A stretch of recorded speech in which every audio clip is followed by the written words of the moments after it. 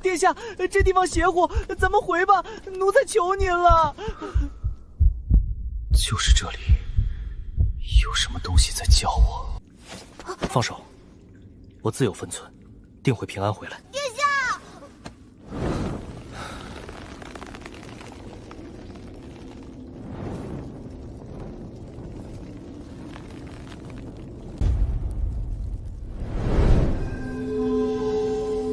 一颗蛋。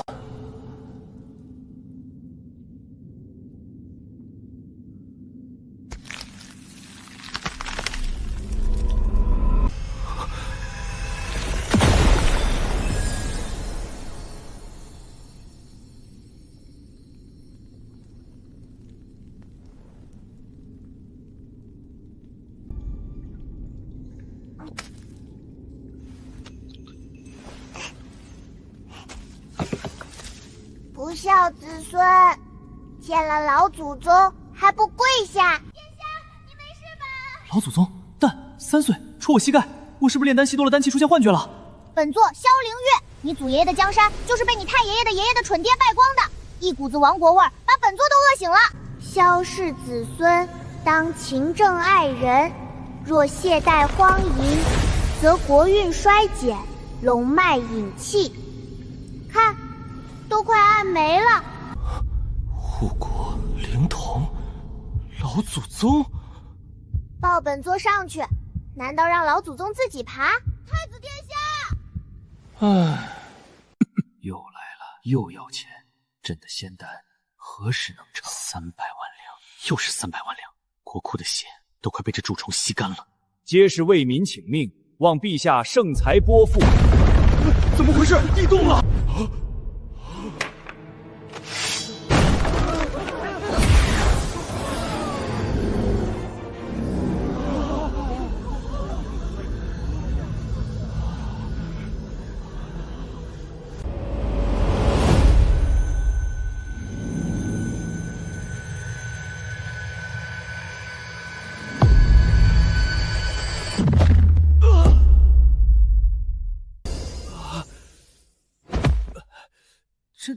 真砸了！老祖宗，您说到做到啊！这宝好方！妖孽，这是妖孽作祟啊！陛下，玉玺成精了，定有妖人操控，必须彻查，严惩不贷。查，给朕彻查！何人胆敢在宫中装神弄鬼？查什么查？小龙印见了老祖宗还不下来请安？野孩子胡言乱语！侍卫，快将这妖孽拖出去！哎呦！姓李的，本座砸你是教你个理儿。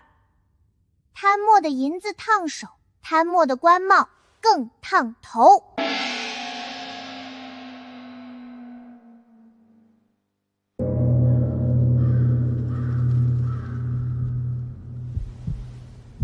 这孩子怎会与画像中的太祖妃子有7分相似？妖孽！殿下莫被妖术蒙蔽！老东西，你骂谁呢？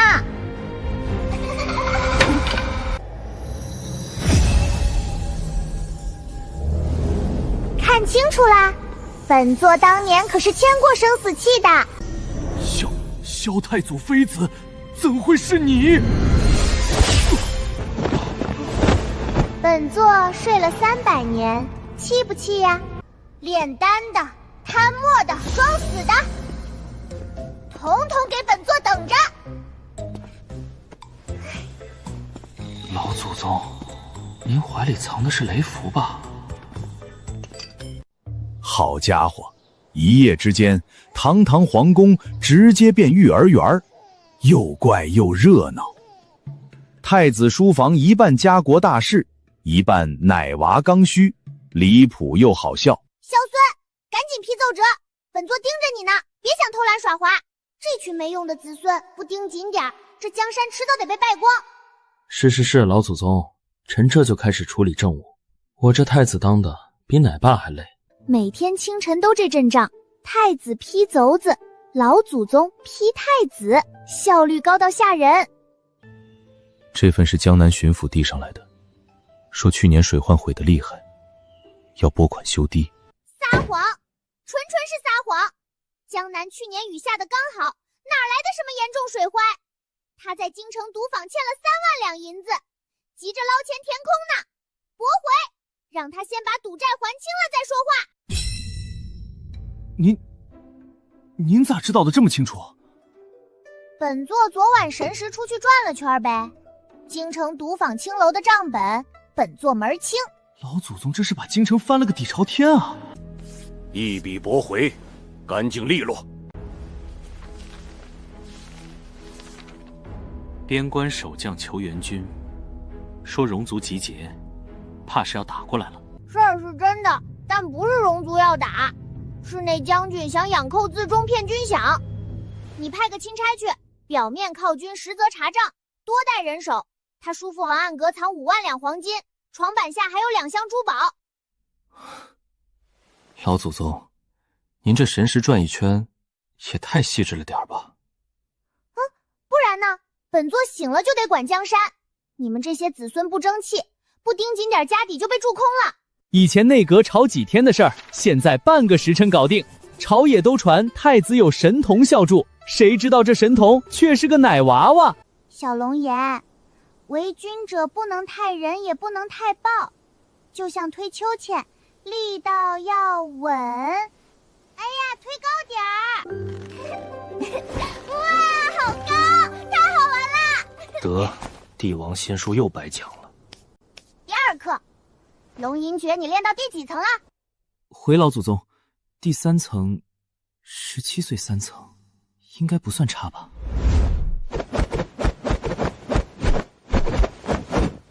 花架子，伶俐智仄，衔接生硬。你师傅谁啊？禁军统领赵猛将军。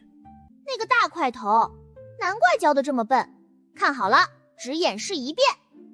龙吟诀重意不重形，伶俐当如江河奔涌。你练的是阉割版。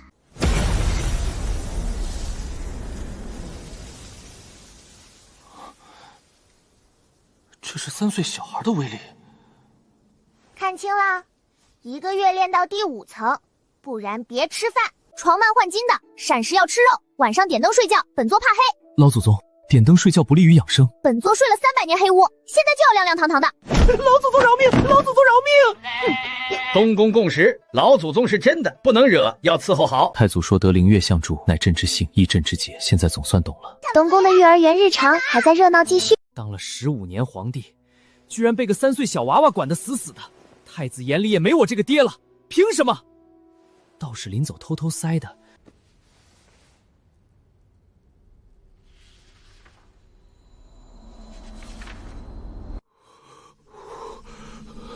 成了，真的有用，朕要长生！这个蠢货，简直是在找死！老祖宗，怎么了？出什么事了？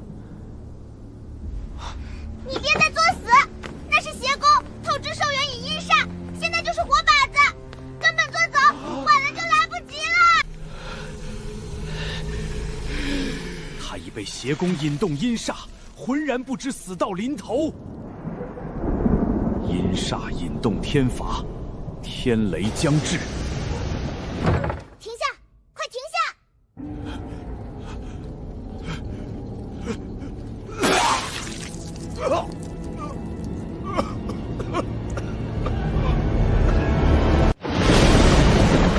父皇，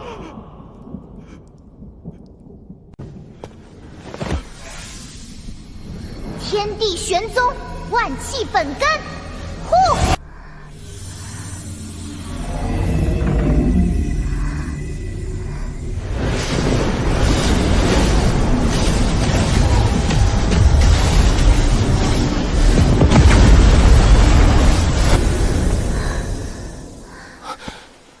老祖宗，你没事吧？有没有伤到？没事，就是灵力耗太多了。这雷是冲邪功来的，还好劈得早，威力不大。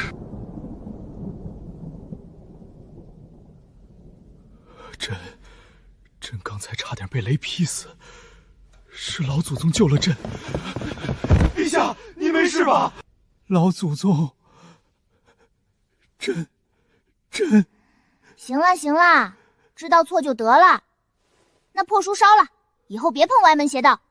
想长寿，多吃饭，多睡觉，少折腾。爸，本座腿软，走不动了。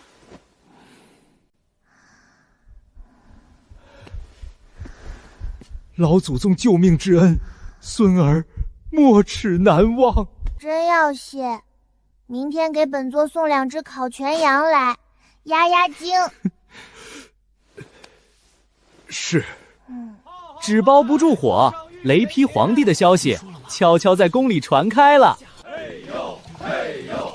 老祖宗真要吃全羊，老祖宗相点可真孝顺。哎呀，不行，我得去看看那位老祖宗到底是什么来头。老祖宗真有那么神？听说能治失眠呢，真想见见那位传说中的老祖宗。左边高点儿，不对，再低点儿。哎呀，你真笨，这点事儿都做不好。景烨，你这是在做什么？儿臣参见母后，各位娘娘。你们就是小龙印的媳妇儿吗？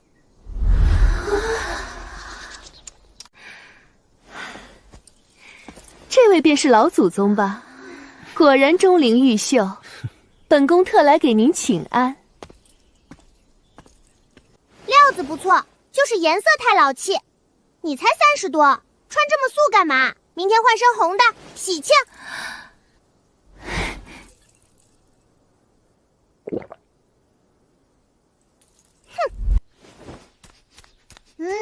香粉太浓了，熏得本座鼻子都痒。以后少用点，伤身体。老祖宗，尝尝妾身亲手做的桂花糕，刚蒸好的，糖放的刚好呢。老祖宗不爱吃甜的。糖放多了腻死了，火候还过了，有点焦，手艺不行啊。你晚上是不是总失眠，还老做噩梦？您怎么知道？印堂发暗，气血不调，回头本座给你画安神符，贴床头就好。不过别总想着争宠，有空多读书练字，修身养性比啥都强。人是真能治失眠。老祖宗，陛下他近日还好吗？没事，就是一时脑子糊涂，现在清醒了。你们别瞎打听，后宫要和睦，别整天勾心斗角，本座看着都累。是，老祖宗说的对。小龙叶，快来陪本座玩。儿臣参见母后，各位娘娘。母后见谅，儿臣先陪老祖宗。老祖宗，儿臣来了。再高点。好嘞。这皇宫好像真的不一样了。老祖宗，对一个来，求您再画一张。别急，第2天东宫直接挤爆了，求安胎的、求养颜的、过教孩子的全来了。肚子这么大还乱跑，安妃服贴肚子，别贴脑门上。谢谢老祖宗。多走动，别总躺，躺久了孩子懒。敷脸可以，但少算计，少生气。相由心生，你这眉头皱的，能不老吗？按这个煮，1天3碗。快记下来。小时候玩不够背书，长看小龙印就是例子。当年被他爹逼着背《论语》，现在见书就头疼。这老祖宗真是拿他没办法。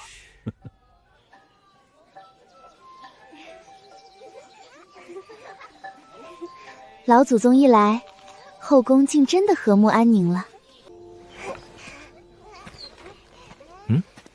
老祖宗，您怎么这么喜欢管这些琐事呀？家国天下，先有家，后有国。家里乱七八糟，国能好到哪儿去？本座当年辅佐你祖爷爷打江山，就是想让子孙安居乐业，开开心心过日子。小龙颜，你以后当皇帝，记住，让百姓笑，比让百姓怕更重要。是，孙儿谨记，永不忘记。太子殿下千岁！再玩一次。一代小祖宗，稳住江山，暖了后宫。平静的日子被边关急报撕碎。戎族竟派使团入京，名为恭贺，实为逼宫，简直就是勒索！将税5成，白送粮茶丝绸，做梦！陛下，戎族骑兵太凶，边境本就不稳，这闹起来，怕是要兵乱了。打！我大燕儿郎何惧这群戎贼？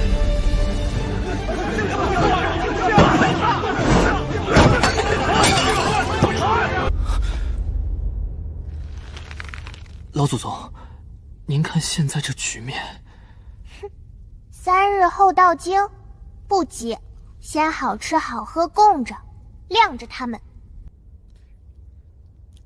嚣张，是因为有底气，他们觉得大燕好欺负。老祖宗，他们嚣张至极，为何还要优待？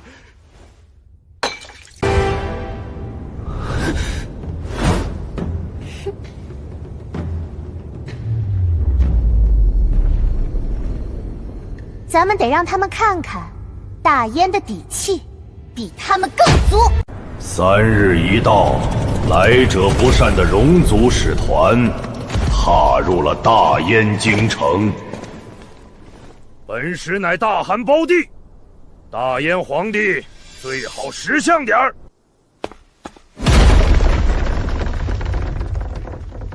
这破院子也配住我？连马都跑不开。我们草原羊圈都比这大。弑君息怒，京城寸土寸金，这已是最高规格。明天上朝，我倒要看看大燕还有几分底气。明天一上朝，先给大燕君臣一个下马威。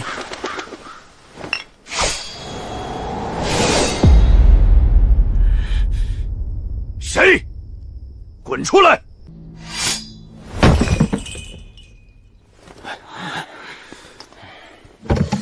大燕人搞什么鬼名堂？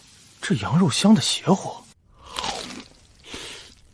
好吃，这味道比我们草原第一烤羊师还绝，绝了！好酒，太烈太香了，这辈子从没喝过这么好的酒，比我们草原的马奶酒带劲儿100倍。好酒，金光、龙吟，肯定是喝多了。大燕的酒后劲儿够足。太和殿内暗藏乾坤，大燕的底气此刻方显。白虎，还是2头？大燕哪来这么多祥瑞？白虎是祥瑞，大燕居然能驯养2头，这是要镇住我们啊！此乃上古祥瑞彩鸾，3日前天降皇宫，其余太和殿不肯去，足见陛下仁德，感召天地。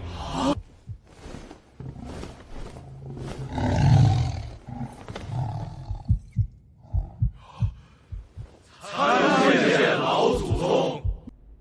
你就是那个跑来蹭吃蹭喝的戎族使臣，蹭吃蹭喝。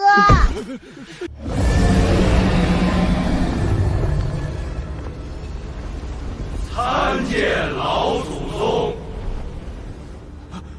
老祖宗，年礼。昨晚的烤羊肉和美酒都是本座亲手弄的，味道不错吧？要不要再来点加料的？他能巧没生送酒肉，就能巧没生要我命，这女童莫不是真神仙下凡？大燕有这种人，还打个屁的仗！想要好处行，平等交换，白送。你们戎族也配？外臣知错了，全听老祖宗吩咐，再不敢提半个送字，求老祖宗饶命。知道了。看啥看？金龙就是机关加灵力，糊弄人的摆设，跟耍猴似的。哼！老祖宗，白虎彩鸾也都是您弄的假货。假不假重要吗？他们信了那就是真的。治国嘛，台面得撑住，就跟唱戏似的，锣鼓一响，角儿就得登场。哼！记住喽，谈判桌上拿不到的，战场更别想。能坐着喝茶谈，就别动刀动枪，伤钱又伤命，多不划算。啊，困死本座了。灯别灭啊，本座怕黑，留个小灯就行。有老祖宗在，这大燕江山就算天塌下来，他也能给顶回去。孙儿定不负所托。一场没流血的震慑就这么成了。大燕的底气啊，从来不在刀剑上，在人廷心不齐，在老祖宗这根定海神针。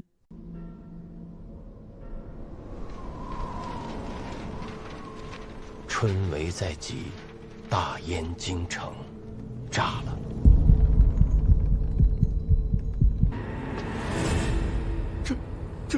这是血书！考卷烧光了，一点灰都没剩下呀！查，给朕彻查，掘地3尺，也要把那个该千刀万剐的真凶给朕揪出来！陛下，此事绝非偶然，定是敌国奸细所为，意在动摇我大燕国本，其心可诛。胡说，彻头彻尾的胡说八道！这分明是陈大人自己舞弊败露，没脸见人，畏罪自杀，跟我礼部、跟敌国有什么干系？你才胡说！你全家都胡说！吵死了，吵得本座胃口都没了。本座饿了，先去御膳房啃个肘子，等本座吃饱喝足，回来再断你们这破案。老祖宗，这都火烧眉毛，天都要塌了呀！您还惦记着肘子？天大的事也不能饿着肚子干，这是规矩。小龙颜，少废话，跟本座走，让你好好见识见识什么叫断案如神。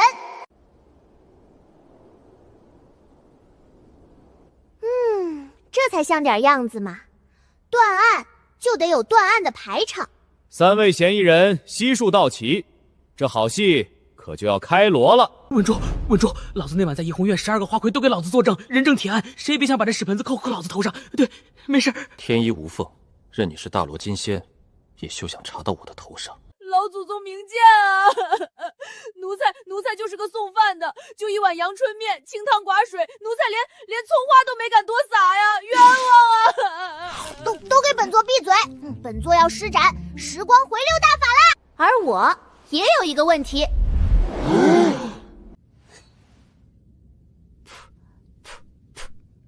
天地玄黄，宇宙洪荒，给本座献。老祖宗，亲祖宗哎，您这法术他到底行不行啊？这下脸丢大了。火候不够，急如律令，给我献！老祖宗，您这仙法好像不太灵光啊，是不是今日天气不佳？嘿，急什么急？你个死胖子，破镜子不听话，那就砸了他！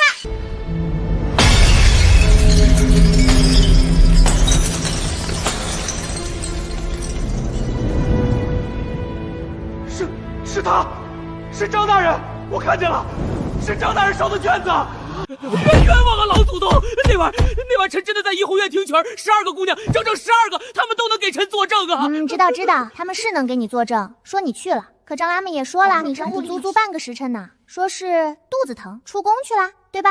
硫磺味儿，还挺冲，火折子里面主要就是这玩意儿。张大人，你出歌出到炼丹炉里去了，证据都糊鼻子上了，你还想跟本座狡辩？大家看好了，这纸屑跟被烧成灰的春苇口考卷，烧卷子的时候火星子蹦到你身上了吧？张大人，这脏你可没擦干净啊！我烧了，是我烧的。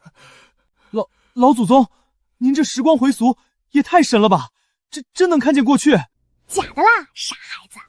辣椒粉加太阳光晃眼睛，糊弄人的小把戏。但证据是真的，这胖球昨晚溜进大理寺，还有这纸屑硫磺味都是本座提前就派人查清楚备好的。嘘，破案嘛，3分靠查，7分靠诈。你看，这不就一诈一个准出来了？不，人不是我杀的，卷子是我烧的，我认了。可陈大人的死跟我半点关系都没有啊！老祖宗明鉴，我对天发誓，我不敢杀人啊！知道，杀人的是他。你血口喷人，无凭无据，信口雌黄，你就算贵为老祖宗，也不能如此冤枉好人。此乃碧血显形粉，人血玉脂，利变湛蓝，鸡血、狗血、猪血，任他什么牲畜的血，纹丝不变。诸位看好了，没变蓝，说明这玩意儿根本就不是血，是朱砂兑了水，伪造。更巧的是，你书房里那盒上好的陈州族沙，还是去年你生辰时陈大人亲手送你的贺礼。用人家送你的礼伪造人家的遗书，反过来害他性命。李大人，你这人可真是缺德妈给缺德开门，缺德到家了。都抬头看这儿，蹭蹭蹭，新鲜的刮擦痕迹。陈大人根本不是自己上吊，是被人从后面打晕了再挂上去的。凶手个子矮，得垫凳子。这鞋印纹路，笔墨跟你脚上这双官靴的底子一模一样，人证血书是假的，物证鞋印是真的，你还跑得掉吗？就为这个，从你家卧室暗格里搜出来的假账。你贪污了国子监3万两银子的修缮款，李默，你还有何话说？不到1个时辰，从扑朔迷离到人赃并获，水落石出，这桩震惊朝野的科举舞弊杀人案就此告破。老祖宗，您这断案如神的本事到底是跟哪位高人学的？也太厉害了吧！跟谁学？没跟谁学。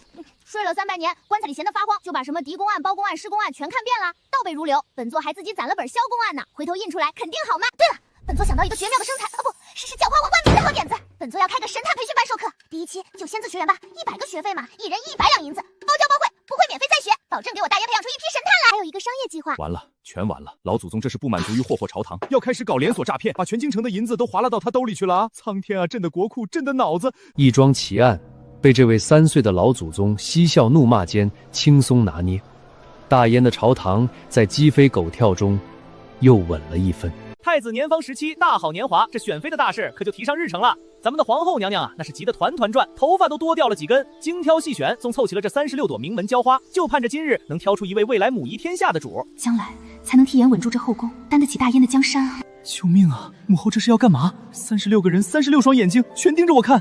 我该看哪儿？我该笑吗？我手放哪儿？谁来救救我？老祖宗呢？他不是最爱看热闹吗？今天怎么还不来？来啦，好戏开锣喽！第1位，礼部侍郎之女柳如烟上前祭见。臣女柳如烟参见太子殿下，参见皇后娘娘，参见老祖宗。会爬树不？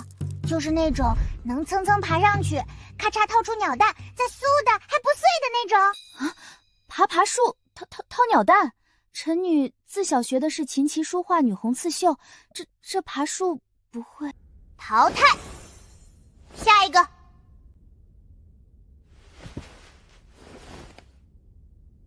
臣女赵红玲参见太子殿下、老祖宗。能一顿吃3个这么大的红烧肘子不？吃完还得能舞一套剑，不许吐，一点都不许吐，能做到不？3个那么大的肘子，臣女习武之人，饭量畅可。但一顿3个，臣女做不到。淘汰，下一个。什么？咔嚓1个，咔嚓2个，一口气的功夫啊，像秋风扫落叶，刷，足足28朵娇花全被咱们老祖宗给咔嚓掉了。老祖宗，您慢些淘汰啊！这太子妃将来是要母仪天下的，首要的是德行、才学、仪态。这爬树掏鸟蛋，一顿吃3个肘子，这成何体统啊！太不雅观了。雅观？那爹那天龙族那帮贩子又打进来了。你是要你的太子妃拎着裙子尖叫逃跑，还是要她能抄起烧火棍就敢上阵？第2，宫里要是闹了饥荒，你是要你的太子妃饿3天就晕倒，还是要她能去御花园野菜上树掏鸟蛋，想办法把大家喂饱？第3，最重要的一条，这小兔崽子将来要是敢惹她生气，你是要你的太子妃忍气吞声憋出内伤，还是要她能一脚把她踹上床，让她知道花儿为什么这样红？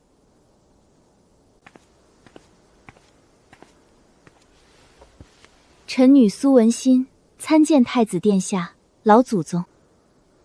敢跟本座顶嘴不？臣女不敢，万万不敢！顶撞老祖宗，此乃大不敬。臣女绝无此心。不敢？连本座你都不敢顶，那你还有什么用？将来进了宫，后宫那群妃嫔勾心斗角，挤你记礼，你敢当朝怼回去吗？这傻小子以后要是犯了糊涂，你敢揪着他耳朵教训他吗？不敢顶嘴的，通通是怂包，本座不要。小龙燕，你说本座说的对不对？对，老祖宗您字字珠玑，句句在理，说的太对了。第36位。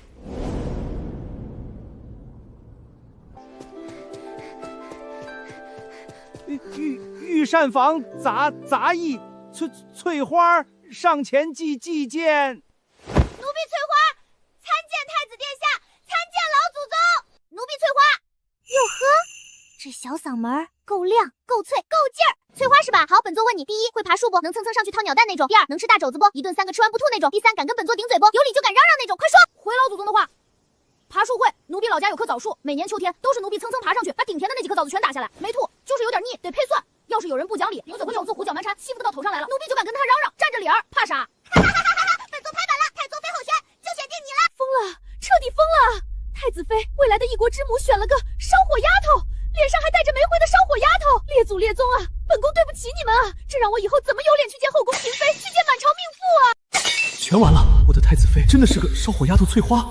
老祖宗，您这审美是不是在棺材里躺了3年，给堂堂劈叉了啊？老祖宗，你没叫错名吧？奴婢是御膳房烧火的翠花，不是哪家的小姐。身板子结实，一看就是干活的好料，不容易生病，胃口倍儿棒，能吃是福，身体好，嗓门够大，胆子够肥，心里不藏奸，有啥说啥，完美。这只是个烧火的丫头啊，这如何能当太子妃？威力一概不懂，出身天下，这会成为全天下的笑柄的啊！老祖宗，烧火丫头怎么了？本座还在一口石头棺材里不吃不喝睡了整整300年呢。论出身，你们谁有本座出身特别？论规矩，你们谁有本座懂得多？少拿那些虚头和骨努活着活得好，护得住自己，比什么都强，比谁高贵。不过嘛，想当本座认可的太子妃，光说不练可不行。最后一道考验，跟本座打一架。打架？又来？还要动手？天啊！哎呀，打一架！3岁老祖宗 VS 18岁烧火丫头，这选的到底是太子妃还是武状元啊？规矩很简单：一，谁被推出这个圈谁就输；二，手段不限，推拉拽撞爆大腿使绊子，就算上嘴咬。客气，尽管放马出来。老祖宗，这怎么行？奴婢不敢一伤着你。不敢？不敢？现在就给本座滚！滚回你的御膳房，烧一辈子火，本座身边不留怂包。力气是够的，性子也够虎，说冲就冲。就是这下盘虚的跟棉花似的，一拽就倒。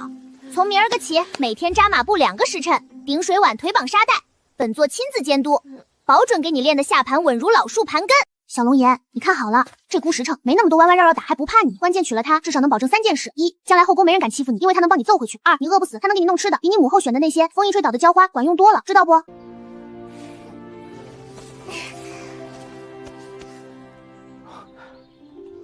孙儿，听老祖宗的。娘娘，奉天承运皇帝诏曰：宜家御膳房工人翠花，性子敏慧，品性听主愿，找由国灵统老祖宗亲自教导礼仪公规，钦此。我还不如个烧火丫头。嘿，最新鲜的段子，太子爷独具慧眼，烧火丫头飞上枝头。真的假的？这翠花就一脚这么好？国之将往妖孽，哦不是必有其非呀。腰挺直，屁股下翘，合令合令里，将来在宫里头不能一激动就嘴皮子哆嗦，听见没有？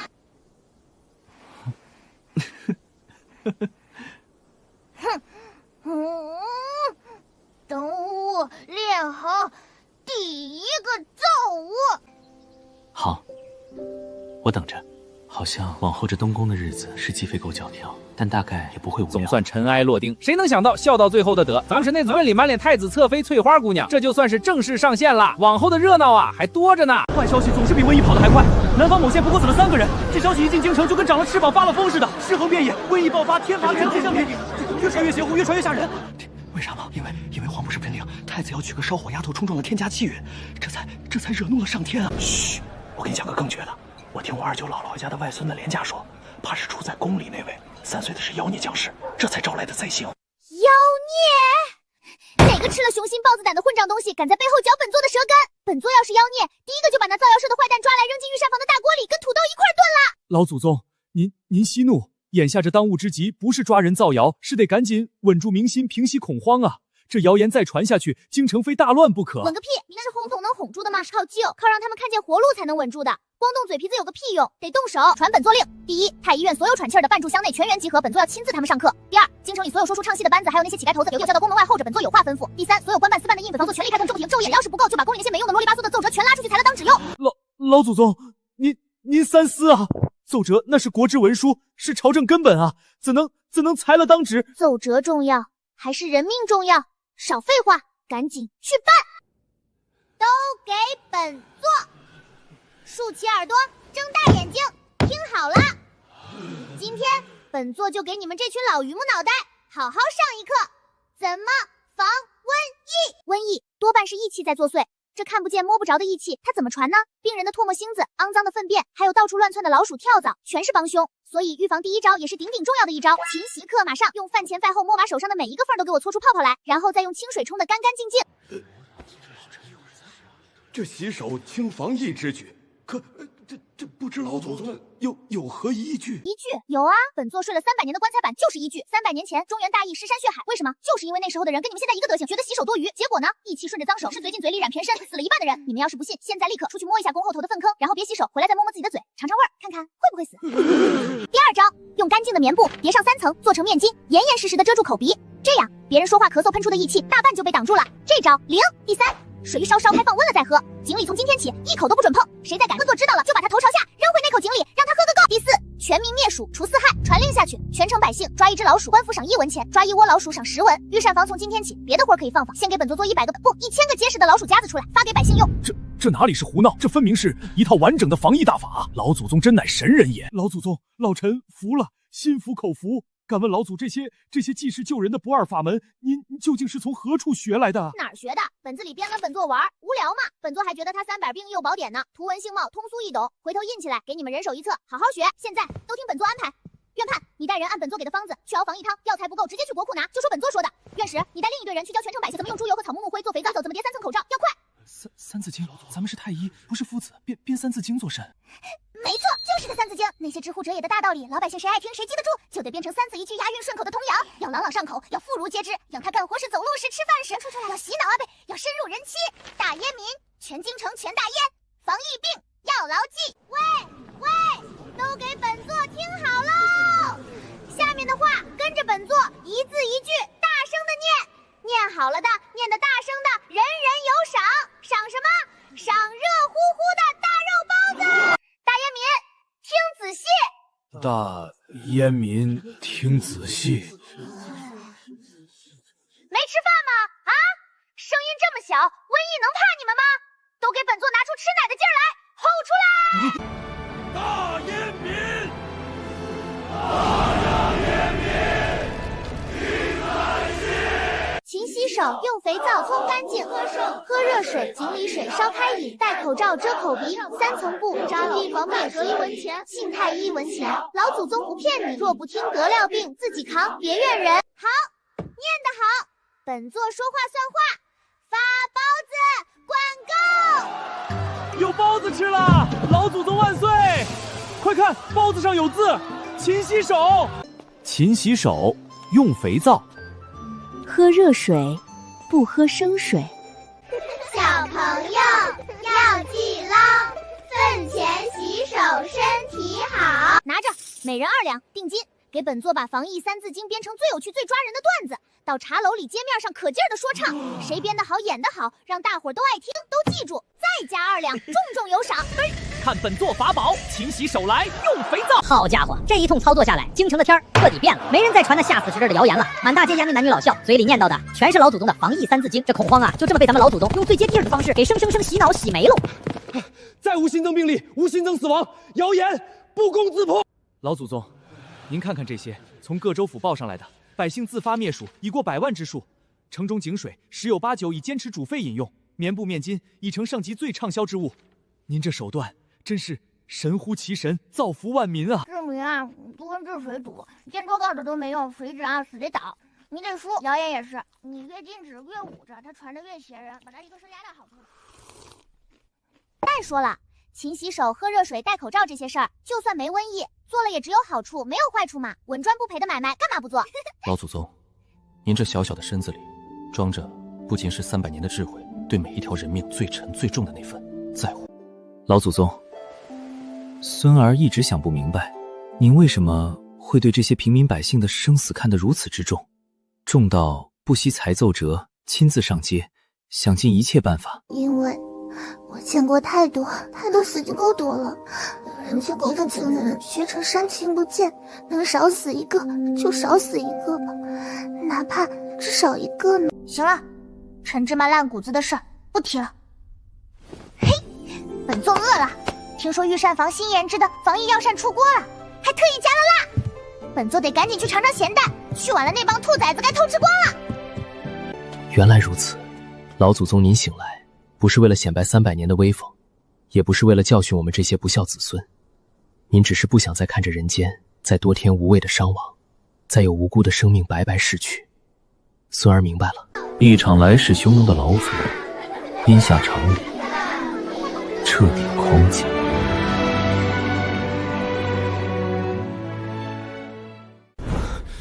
要疯了，我真的要被逼疯了！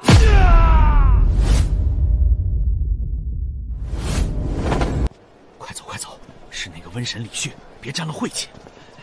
切，也不撒泡尿照照，自己现在是个什么德行，还当自己是李大人呢？来，过来。欺人太甚！我让他们知道什么叫瘦死的骆驼，它也比马大。我要攻变，联络旧部，收买禁军，勾结境外势力，趁夜潜入皇宫，控制皇帝和太子，然后逼那个讨厌的小妖孽就范。事成之后，将此檄文昭告天下，让天下人都看看这大燕朝廷有多么荒唐透顶。万事俱备，只等月黑风高。然后意外开始了。跟紧，这条密道是老夫10年前亲手所挖，直通御花园假山后面，神不知鬼不觉。大人，咱们是不是走错了？这地方刚才好像来过。不可能，这图上明明画得清清楚楚。往前50步，再30步右转，然后就是出口。老夫记得真真的。大人，您看这里这个标记，咱们刚才就是从这里左转的，然后又左转了一次，现在咱们好像已经左转3次了。无妨，方向已明，继续前进。这墙好像是新砌的，此路不通，请绕行。施工对流。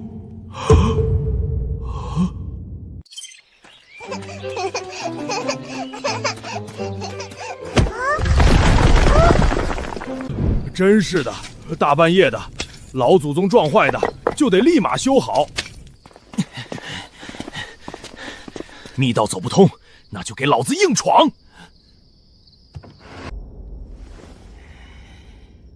去！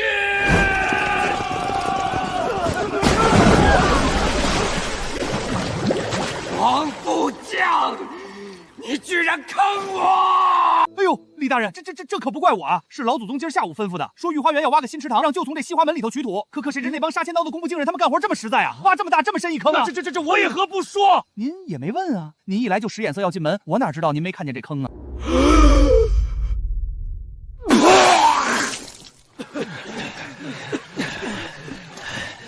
继续，目标前清宫。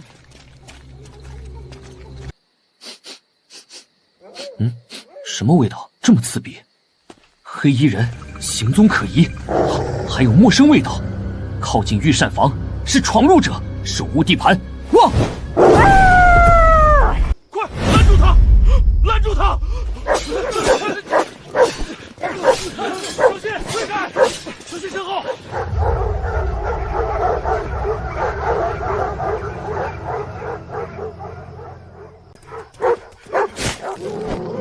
我的衣服！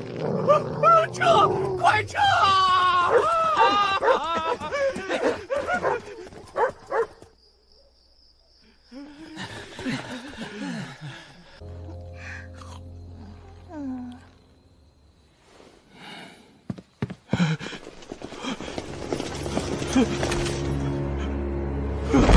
哟，这不是李大人吗？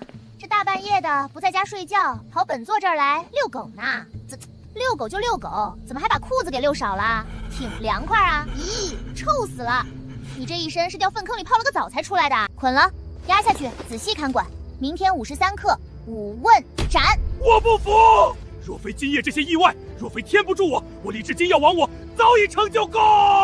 是老天要亡我，关天什么事？第一，你是个路痴，自己挖的密道，自己画的地图，你都能给拿反了，就这水平你还攻辩，你纯粹是来搞笑的吧？第二，你手欠还瞎，门口那么大那么臭一坑，是个人都知道绕着走，你非带着人往里跳，你不死谁死？第三，也是最关键的，连宫里看门的狗都嫌弃你这人缘，哦不，狗缘都差到这份上了，你还想成事？所以说啊，李大人，这当反派呢有2大死败，一是死于话多，二呢就是死于太蠢。下辈子要是还能投胎做人，记得多读书，少作死啊！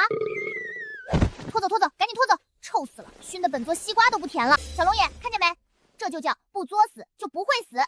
以后你要是敢学他动这些歪心思，搞这些蠢到家的把戏，不用别人动手挖个坑把你埋进去，让你跟他当邻居。孙儿谨记老祖教诲，绝不敢有半分逾越。孙儿再说了，我也没他这么蠢啊。3日后，李治午门问斩，同党137人，流放的流放，罢官的罢官，一场荒唐的宫变闹剧就此落下帷幕。有趣的是，那晚立功的小狗全都得到了赏赐。这只大黄狗被封为御前带爪侍卫，每日膳食2个大鸡腿。萧凌月还特意让人画了这幅群犬擒贼图，挂在乾清宫，警示后人。这真是杀人诛心，修仙人啊！不行了，不能笑，我是受过专业训练的，除非忍不住。那晚所有的意外，恐怕没一个是真正的意外吧？赌上，今晚就赌上，期间他故意让人赌的。这儿给本座挖个又大又深的坑，就说要取土挖池。坑是他让人挖的。大黄狗他们今晚的晚饭晚一个时辰再给。狗，就连他们逃院子都是被人故意驱赶过去的。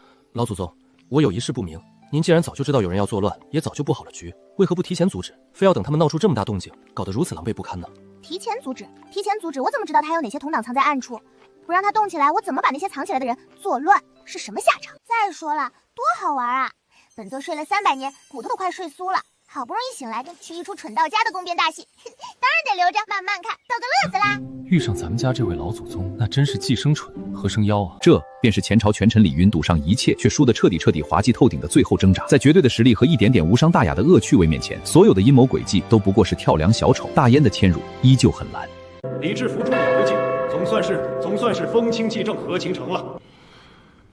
清静这皇帝当的，要么不得劲儿呢。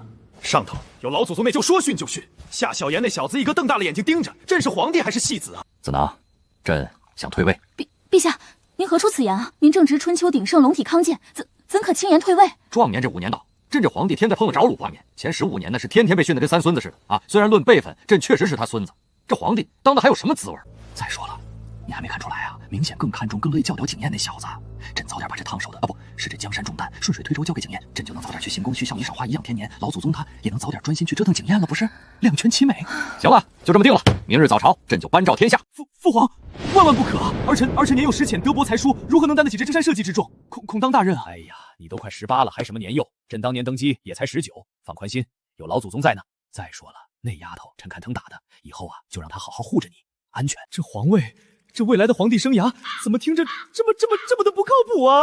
看见没？就这钱，当你祖爷自认甘勇打的天昏地暗，就因为他不小心把这下龙脉烟的国六里八十二给朕震断了一截。老祖宗，这龙脉怎么修啊？难不成要挖地3尺？简单，就是这些：聚灵散、固本培元、固本丸、夯实根基。从明晚这些东西偷偷妙境击中，必须连念稿教你的龙脉之野，1万都不能断，4419天。那老祖宗要念的咒语是？听好了。天地玄，万气本根，龙脉，快显灵！你要不显灵，本座揍你！嘿嘿，逗你玩的啦！咒语是把这些药准确的、一点不浪费的撒进龙脉之眼，记住了啊！天啊，殿下这是在做什么？天天半夜来这儿撒粉末，还自言自语，要不要禀报啊？知道了，没事，不用管他，他在练功呢。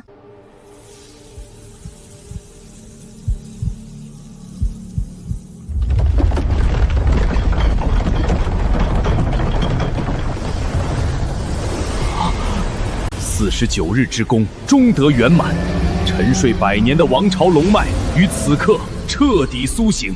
老祖宗，我看见龙了，一条好大好威风的金龙，他还朝我点头了。修好了，正常，灵气开始复苏了而已，大惊小怪。听着，从明天开始，每天雷打不动，到御花园灵气最盛的地方打坐练功。他虽然没你那么多花花肠子，但论起筋骨资质和心性纯粹，搞不好比你还强点。老祖宗，我知道翠花很好，很能打，很实在。但您能不能偶尔就那一次别这么扎我的心啊？看见我真看见，最后半来又黄龙光，我还听见声了，唰的一下冒出大片威严。全开了，这可不是好兆头吗？老祖宗真乃神人也。机操物料，少见多怪。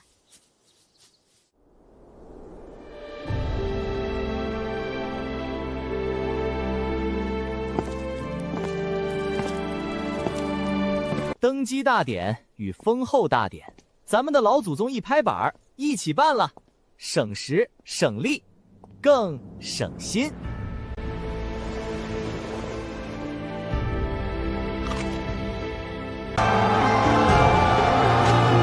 吾皇万岁！万岁！万万岁！皇后娘娘千岁！千岁！千岁！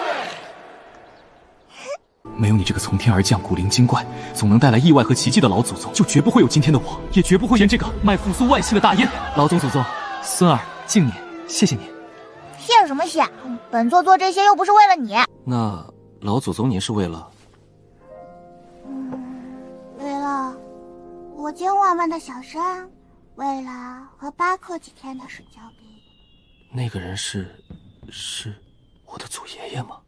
哎呦，问那么多干嘛？别以为今天当醒，国运才起步过，活着日子忙日子在后头呢。你这皇帝，再得前你50丁年，听见没？本座就把你吊在乾清宫的房梁上，拿鞭子抽你！能得老祖宗耳提面命，时时鞭策，孙儿荣幸之至。新帝登基，万象更新，而这新朝第一次早朝的气氛嘛，诡异的能让最老练的言官都憋出内伤。稳住，你是皇帝了，祖就教诲要威严，要沉稳，可旁边这位在溪流芝麻横的老祖宗，我到底该怎么稳了？老祖宗在和风喝的吧？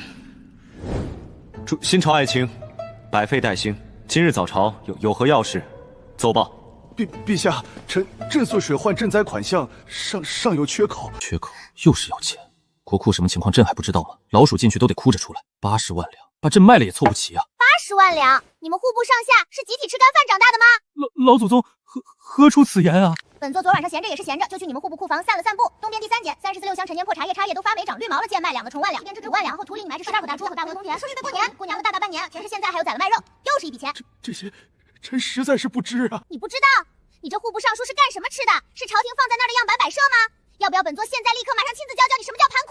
臣惶恐，臣罪该万死，臣这就去亲自清点，1厘1毫都不放过。清点什么清点？本座闲得慌，昨晚顺手都给你列好了。3尺长的清单，连生锈的锄头都估价20文。老祖宗不是神仙，半夜去房点上点的鬼。行了，80万两凑不齐，先凑50万两顶顶，剩下那30万两的窟窿嘛，本座有办法。老祖宗，您有什么高招？简单，让后宫那些太妃太嫔们捐点首饰出来。当然啦，是自愿捐行。本座最讲道理了，最近换牙期呀，胃口有点刁，特别美味，太喜欢吃点小猫，去他宫里首饰做客，顺便磨磨牙。自愿，这叫自愿，带着白虎上门磨牙的自愿。有什么天大的结尾？老祖宗，这样劝捐是不是又太直接了？有什么不好？捐了的，本座亲自给他画养颜符，保证他80岁看起来像50岁，这买卖亏吗？小龙颜，这招叫资源优化配置，学着点。您说的对。陛下，京城西市道路年久失修，百姓怨声载道，臣请拨款30万两予以重修。30万两？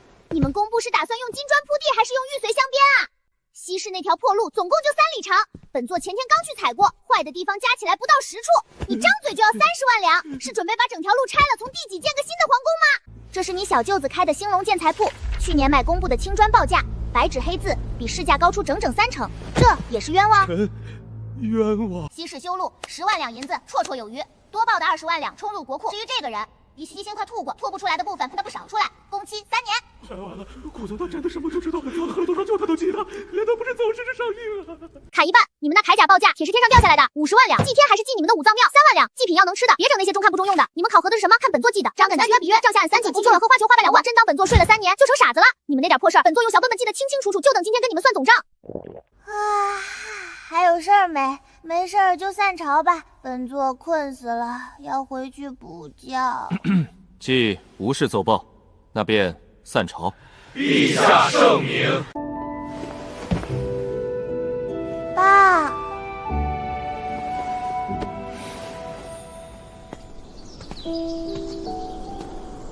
看见没，小龙颜？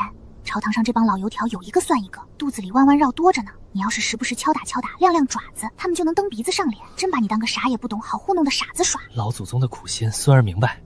孙儿看那几个尚书侍郎，冷汗都快流成河了。直接，本座这是救他们。现在骂一顿，罚点钱，干点苦力，疼是疼点，丢人是丢人点，但好脑袋还稳稳当当戴在脖子上，那掉的可就不只是乌纱帽，是9族的脑袋了。所以记住了，当皇帝心肠要善，但手算张雷山，也是为了管住底下这帮牛鬼蛇神。老祖教诲的是，孙儿记住了。记住没用，要做到才行。本座昨晚为了查那些破账本，一宿没合眼，困死了。有您在，心里才踏实。好像再难的局面，就是也忒刺激了点。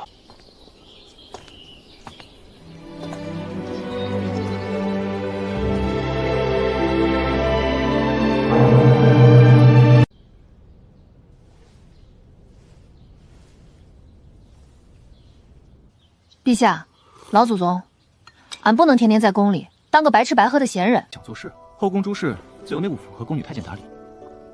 你是皇后，你觉得月例银子不够花，不就是内务府在？不是银子的事儿，资源沿着没派用场，浪费了，他配置起来，干点实在的。好，有觉悟，本座就大一份实诚，这份眼里有活的劲儿。想干点啥？上天摘星还是下捞月，只要靠谱，本座全力支持，给你撑腰出主意。还有，俺老家是庄稼户，最拿手的是养猪。养猪？在皇宫里养猪？对啊，养猪俺可在行了，从小就跟俺爹学怎么看珍珠宰芥末猪，怎么配料长得快毛色油亮。俺养出来的猪一头最少能卖这个雪花银，可挣钱了。就它了，就是这个，在皇宫里搞生态循环养殖基地，天才绝了！本座怎么就早没想到？老祖宗，三思啊！后宫那是嫔妃居住、凤仪天下的地方，养猪养鸡，这成何体统？这要是传出去，说大燕皇后宫长外千万笔下不要了，只管比要是遗臭万年啊！颜面翅膀不够，你可以剥牙鹅全安排上，鸡蛋、面、鹅蛋拿肉去卖，蘑菇又是个笔收入。名字本座都想好了，皇家生态循环养殖基地，听听多气派多实在。可是这大业基地也把银子赔进去，怕什么？有本座在，你只管放手去干，赚了钱咱们按股分红，亏了本座信你。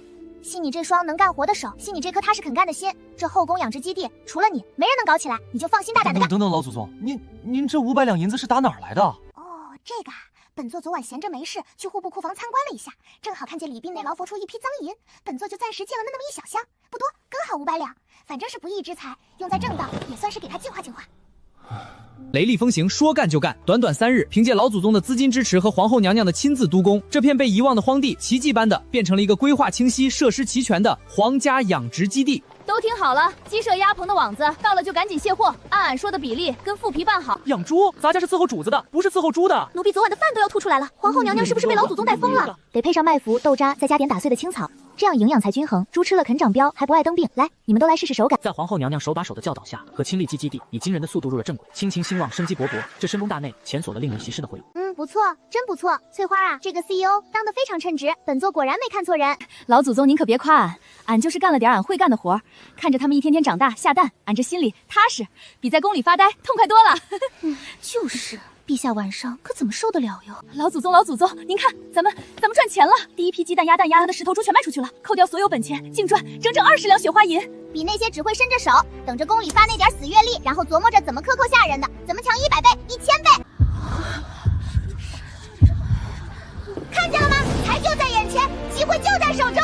本座现在宣布，想给自己、给娘家多挣一份体面的，还等什么？赶紧的！老祖宗，嫔妾入一股，就1两，这是嫔妾攒了半年的月例。我先进我的，无毒无苦，翠花姐姐3两，现银，别挤，排队！哎呦，谁踩我脚了？好，非常好，看到大家的热情，本座很欣慰。这说明什么？说明咱们的路子走对了，所以本座从20个增加到50个，鸡舍第一期扩建500个鸭棚，100个。我负责那头小黑胖，这个月足足长了12斤膘。翠花姐都夸我喂得好。王少爷，你上次说那个防鸡瘟的土档子，再跟我说说呗。这夏朝走错路了吗？不是京郊哪个富庶的农庄，那嫔王昭仪他们在讨论喂鸡，欢声笑语，比朕满园的淑卿上朝的太和殿热闹鲜活100倍。您下朝想吃啥？快过来干啥？炖蘑菇给您好好补补。忙一天朝政，累了吧？都行，你做的朕都爱吃。老祖宗，孙儿今日那是翡翠花，太绝了！孙儿是不在口风。那头推广都吃过了，让那闲着没事都去给本座养殖地搞出大瓷地长来，够说法。嫣然，他们办正经的事，又磨他们的创造2期，这才叫一箭双雕，一本万利。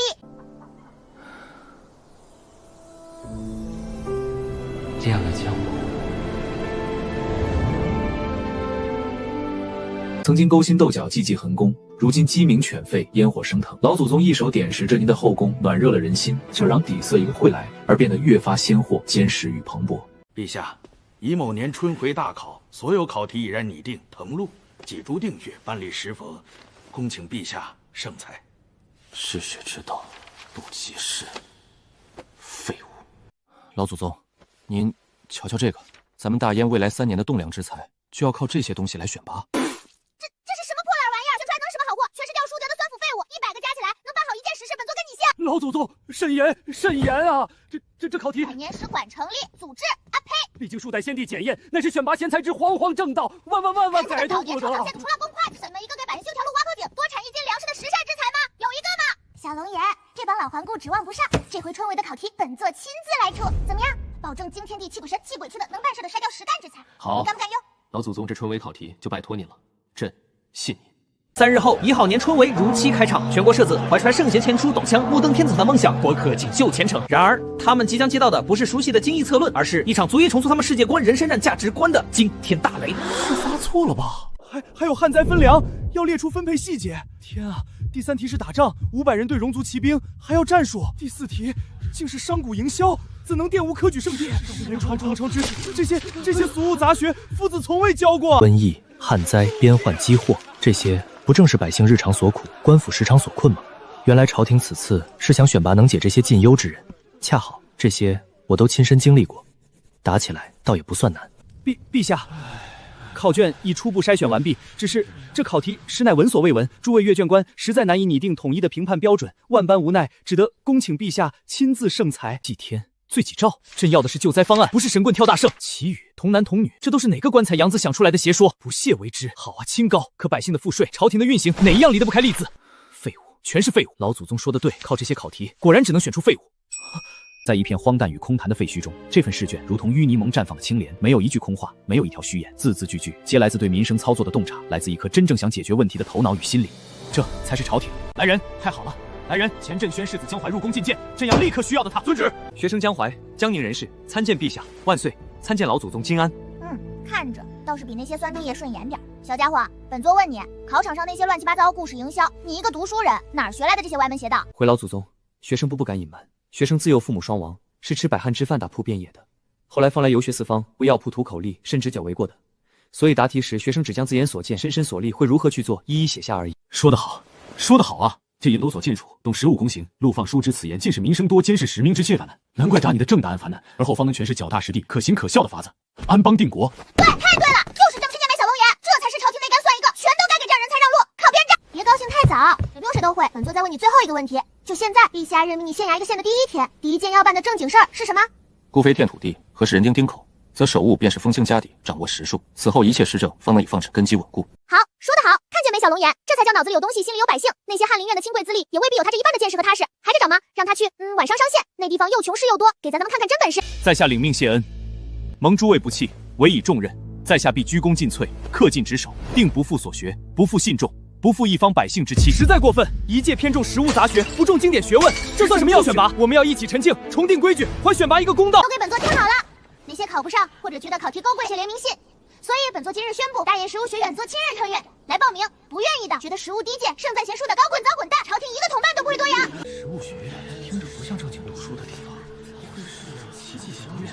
别到时候去学成了，朝廷又不认了。再看看，枪打出头鸟。让我先报，你一个来了，早就这么早的吃实务来了。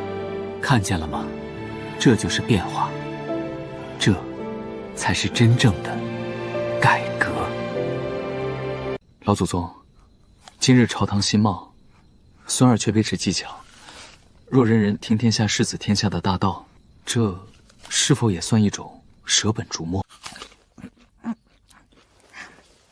小龙印是什么？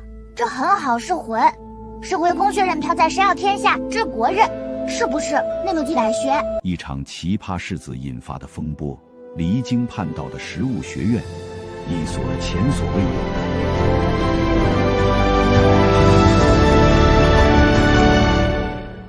大雁新巢，气象宜心。这消息啊，早就插上翅膀，飞遍四方喽！陛下，打探清楚了，大燕的新皇帝坐稳了，关键是他身边有个神童辅政，新政一推，国库演起来就百姓这万岁。神童有多神啊？能呼风还是能唤雨？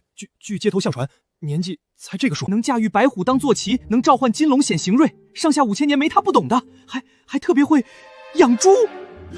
养猪？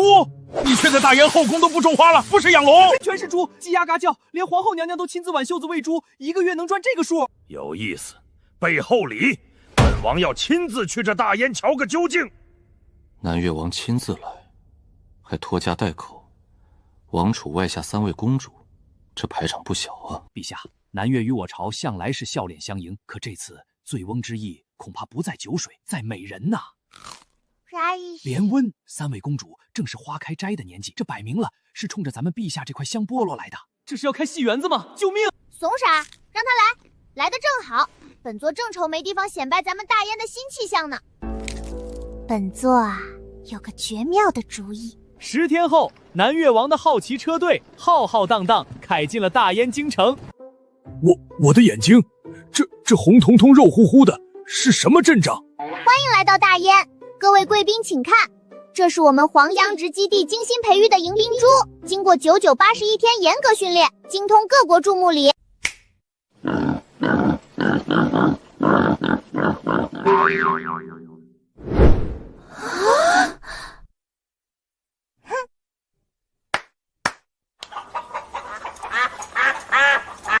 这又是什么？贵国的新型仪仗队？哎呀，赶巧了，正好是每日劳动时间，姐姐们在搞养殖创收大赛，大人们在那边开荒种菜，自己都当副业，搞点就来都来了，别光看着呀，下来活动活动筋骨，劳动最光荣了。父亲，这里氛围是不是不太对？怎么感觉怪怪的？给我闭嘴！入乡随俗。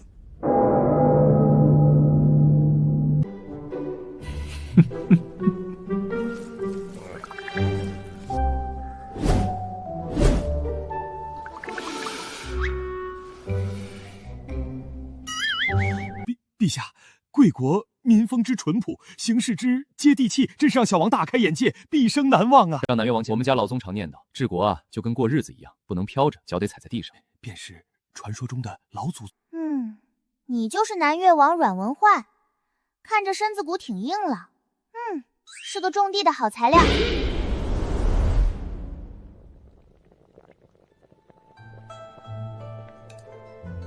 瞧见没？全是咱自家基地产的，这油光水滑的红烧肉是翠花亲自喂养的状元猪，这香喷喷的小鸡炖蘑菇是王昭一起早贪黑养的贵妃鸡，纯天然零添加，吃了都说好。香，真香！怎么样，没骗你们吧？这才是人间之味。那些什么龙肝凤碎，听着唬人，又贵又难吃，纯粹是糟践钱祸害百姓。我听说你南越那边就特别好那口，动不动就摆180道菜的排场，吃不全为了泔水疼。他怎么连我们宴会倒剩菜都知道？当皇帝当王的，自己省一口，底下百姓就能多吃一碗。你看我们皇后养猪，昭仪养鸡，大臣种菜，国库蹭蹭满，百姓笑哈哈。这日子不比你那虚头巴脑的排场实在。小陛下，小王冒昧一问，贵国京城如此繁华，为何走了这半天，连一个讨饭的都没瞧见？哦，您说乞丐啊，有手有脚的都安排设了修路瓷器亭，教他们做些手工试着，太倒容易诱惑自己。老祖宗说了，总给鱼不行，教会他们钓鱼。那贵国的差役看着也格外精神干练，不知有何诀窍？考核改了，不光看写了多少公文，更要看百姓背地里是夸还是骂。贪赃枉法的直接送去劳改，体验民生疾苦。他是敢干百姓爱戴的破格提拔，老祖宗亲自盯着，谁也不敢糊弄。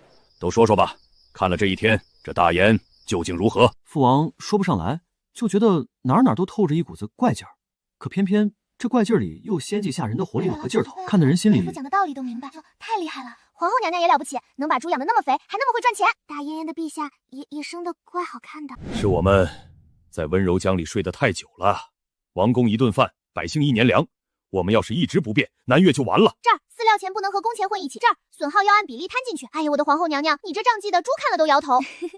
还是老祖教的好哟。来啦，自己找地儿坐，等我算完这笔。老祖宗，小王阮文辉今日特来，有一事，恳求您指点迷津。甭客气，说事儿。求老祖宗教教我南越大燕的新政，这富民强国的真本事，传授一二。想学啊？想，朝思暮想。第一，你们那些又臭又长、光花钱不实用的破礼仪，全给我废了。第二，当官的不再是老爷，考核得让老百姓说了算。第三，你们王室带头，从明天起吃穿用度，照着我们的标准砍掉70%。这样吧，我派个大燕致富顾问团过去，手把手教你们。1年嘛，顾问费10万两白银，友情价，不过分吧？不过分，值。成交，南燕王合作愉快，一起发财。这只小手轻飘飘的，可我握住它的这一刻，却觉得有千钧之重。拖着我南越的未来。南越使团这次带走的可不是金银珠宝、美人绸缎，而是大燕最实在的厚礼，能让一个国家扎稳根基的致富种子。咱们这又深的秘方，又是那种特别的文化输出。算怎么不算？但咱们输出的是能攒下银子的硬本事，不是那些中看不中用、光会磕头作揖的虚礼。让南越天下到杨有田田把装备的像头呢，只要凉餐热炕头，日子过得过有奔头。我可才他脚跟子上的太盘。老祖宗，您说的对。这才是正道。一副肩膀稚嫩却扛起1000年智慧，一个身影年轻却承载万里河山。他们就这样一前一后，一步一脚印，领着大燕走向那史无前例的热气腾腾的盛世未来。春耕秋收，转眼又是1年，咱们大燕的新政算是扎下根喽，国库越来越鼓，百姓的日子越过越红火，连边疆都安稳的能听见牛羊叫。天爷爷，龙，石头里长出龙来了，这是要出真龙天子啊！老天爷，白的通体雪白，山神也显灵了。他在看我。看呐，黄河水清了，千古黄河居然在此处现出一段琉璃水，鱼虾可见。这不是祥瑞，什么是祥瑞？天降祥瑞，佑我大燕，陛下仁德，感天动地。臣等恳请陛下祭天告祖，以谢天恩。又来了，又是这套，一个个磕头磕舌的比谁都响。真要是现在泼冷水，非得被唾沫星子淹了不可。今年的贡糖甜，水分足。老祖宗，您别光顾着吃啊，您瞅瞅下头这阵势，都快把房顶掀了。这祥瑞的戏，咱们是接着演还是？祥瑞在哪儿呢？拿过来，让本座开开眼，看看是什么了不起的宝贝。回老祖宗，政务在此。京郊龙纹奇石，西山白鹿目击证词，还有取自黄河清段的水样，请您过目。哼，就这，你们兴师动众跪了一地，就为了这点玩意儿？老祖宗明鉴啊！此乃千年不遇之吉兆，白鹿人寿也，黄河清圣主出，此乃上天意示我大燕国运昌隆，盛世将临，怎能说是这点玩意儿？行，既然你们觉得这是天意，那本座就带你们去问问这天意到底是个什么成色。摆驾出宫！老祖宗饶命，小民就是在这儿一锄头下去碰到的，不敢有半句假话呀。石灰岩，掺了点石英，那龙纹就是石头自己长的纹路，跟人脸长皱纹一个道理，有啥稀奇的？至于为啥现在挖出来，简单，前几天下大雨，把上面盖着的浮土冲跑了呗。这石头少说在底下睡了100年了，今天被吵醒。可这纹路未免也太像真龙了吧？此等巧合，岂非天意？像就像呗。您老抬头看看天，那云彩一会儿像狗，一会儿像猫，一会儿还像您早上没吃完的炊饼呢。照您这么说，天上是不是天天往下掉祥瑞？幼稚！你别躲了，带路去西山，本座要亲自会会你那头通灵的神鹿。就是这儿，那白鹿当时就在这儿站着，还看了我一眼。您看，这毛，普通鹿哪有这么白、这么亮味的毛？这就是神鹿的毛。看清楚了，这是染坊里常用的染毛剂。什么神鹿？就是不知道从哪儿弄了头鹿，用这玩意儿给染白了，做工还挺细的。说吧，谁让你编这故事的？给了你多少银子？现在说还好，要是等本座查出来，可就没这么好说话了。是城里的王员外，他给了小的10两银子定金，让我这么说，说等风声过去，祥瑞的名头坐实了，再给我10两。小的一时糊涂，老祖宗饶命啊！竟是造假，岂有此理！愚弄君上，愚弄天下。那王员外是何人？必须严惩。安静。最后一个黄河水，今天本座免费给你们开个蒙。这叫明矾，能吸附杂质，让它沉底。你们说的花黄河那段，上游暴雨冲垮了堤，泥沙淤积，水流慢了，杂质自己就会沉。再加上河床里本来就有明矾矿，溶在水里起了净水作用。说破大天，就是一次巧合的自然现象，跟老天爷赏饭吃1文钱关系都没有。所以都听明白了，其实是自然的，白鹿是染的，黄河清是地理加上天气，从头到尾就没有什么祥瑞。可是老祖宗，即便这些都是巧合或人为，可为何偏偏是都在这个时候一起出现呢？这本身难道不也是一种兆头？为什么？因为马屁精们觉得时候到了啊，新政有起色，陛下坐稳了，这时候搞点祥瑞出来锦上添花，龙颜大悦，他们不就能加官进爵，好处多多？这套路本座闭着眼睛都能背出来。但你们都给我记住，治国靠的是实打实的本事，是田里的粮库里的银，百姓的笑脸，不是这些上不得台面的造假把祥瑞。今天就有人敢编造天象，妖言惑众，长此以往，谁还肯低头干活？都去钻研怎么骗人得了。所以本座现在就把新规矩撂这儿，从今往后，大燕朝禁止任何人以任何形式呈报所谓的祥瑞，报上来本座就查证，重赏，假的严惩不贷。官员参与造假，立刻扒了官服，滚回家种地去；百姓参与造假，通通送去劳改，体验一下什么叫真正的脚踏实地。都给我听清楚了吗？臣等谨遵老祖宗懿旨。老祖宗，孙儿真是服了，您怎么什么都懂？石头、染毛、水纹、地质，您这脑袋里到底装了多少东西啊？活得久，见的就多呗。300年前秦始皇那会儿，就有人往河里扔刻字的王八，说是天书；200年前汉武帝那会儿，有人在山里头埋嘴造的铜鼎，说是神赐。花样翻来覆去就那几样，偏偏上头那位开心给自己捞好处，太阳底下哪有新鲜事？记住喽，金言，一个君王他自个儿行得正，做得直，把国家治理好了，让百姓过上好日子，这本身就是最大的祥瑞。反过来，一个昏君就算天天下宝石，夜夜跑麒麟，那也不过是亡国之兆，什么用也没有。金玉良言，此生不忘。朕奉老祖宗懿旨，即日颁布伪造瑞者，无论官民，一律严惩，绝不容情。同时立务实奖、千谋善别奏、商贸等实事上做出卓越贡献之人，我大燕要赏就赏实干家，不养马屁精。哎。可惜了喽，以后没得天降异象的热闹看喽。茶楼说书先生都少段子。好，早就该这样，整天祥瑞祥瑞，能当饭吃个陛下，这是干正经事儿。不上虚言，专务明君之诏，圣主之相。此令一出，那些琢磨着怎么成天言好事的官员，心里的小算盘啪嗒一下全散了。得，溜须拍马拍到了马蹄上，还是老老实实琢磨点真东西吧。陛下，老祖宗，大吉之兆啊！臣夜观天象，紫云地星光芒大盛，稳如泰山，辅星环抱，这分明是圣主临朝，国祚万年，四海升平的顶级吉兆啊！天意，这就是天意。说人话。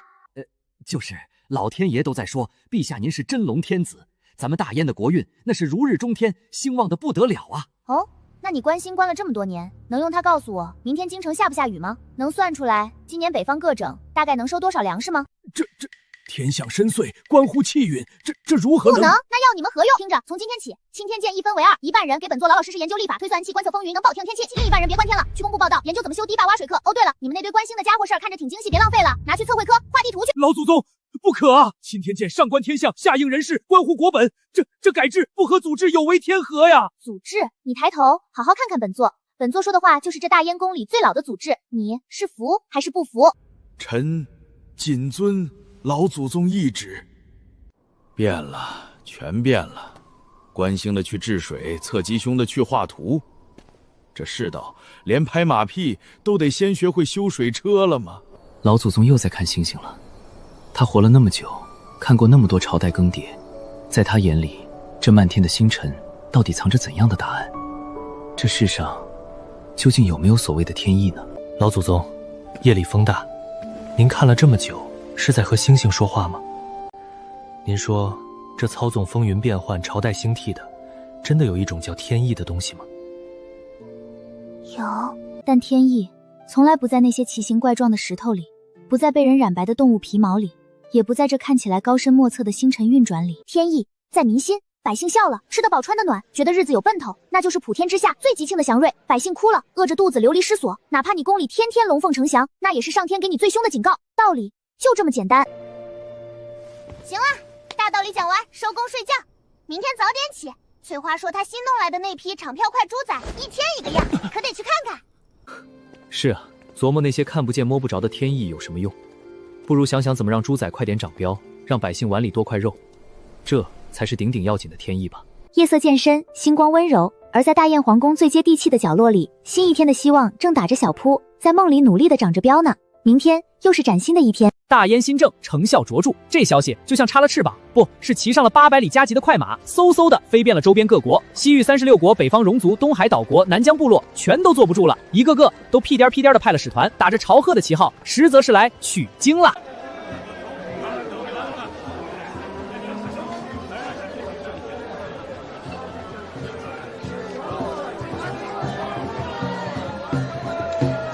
陛下，老祖宗，您二位可得给老臣做主啊！这来的也太多了，乌王阳几个使团，风俗禁忌、饮食习惯天差地别。楼兰人斋戒不吃肉，戎族人无肉不欢，琉球人席地而坐，苗栗五岳将酒得坐。这宴席怎么摆，座位怎么快，苗部人散不掉掉脑袋的呀！老臣这头发，您看看，真是一夜之间愁白了一大半啊！前古招来的好，送点土头产还多省心。现在自好道人扶柩防雪，海岛怎么防风？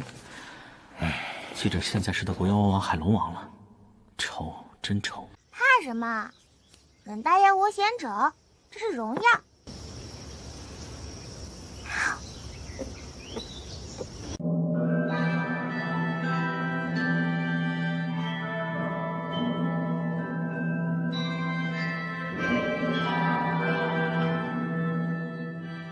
诸位使臣，远渡重洋，跋山涉水，莅临我大燕，朕仅代表大燕朝廷与百姓，欢迎诸位。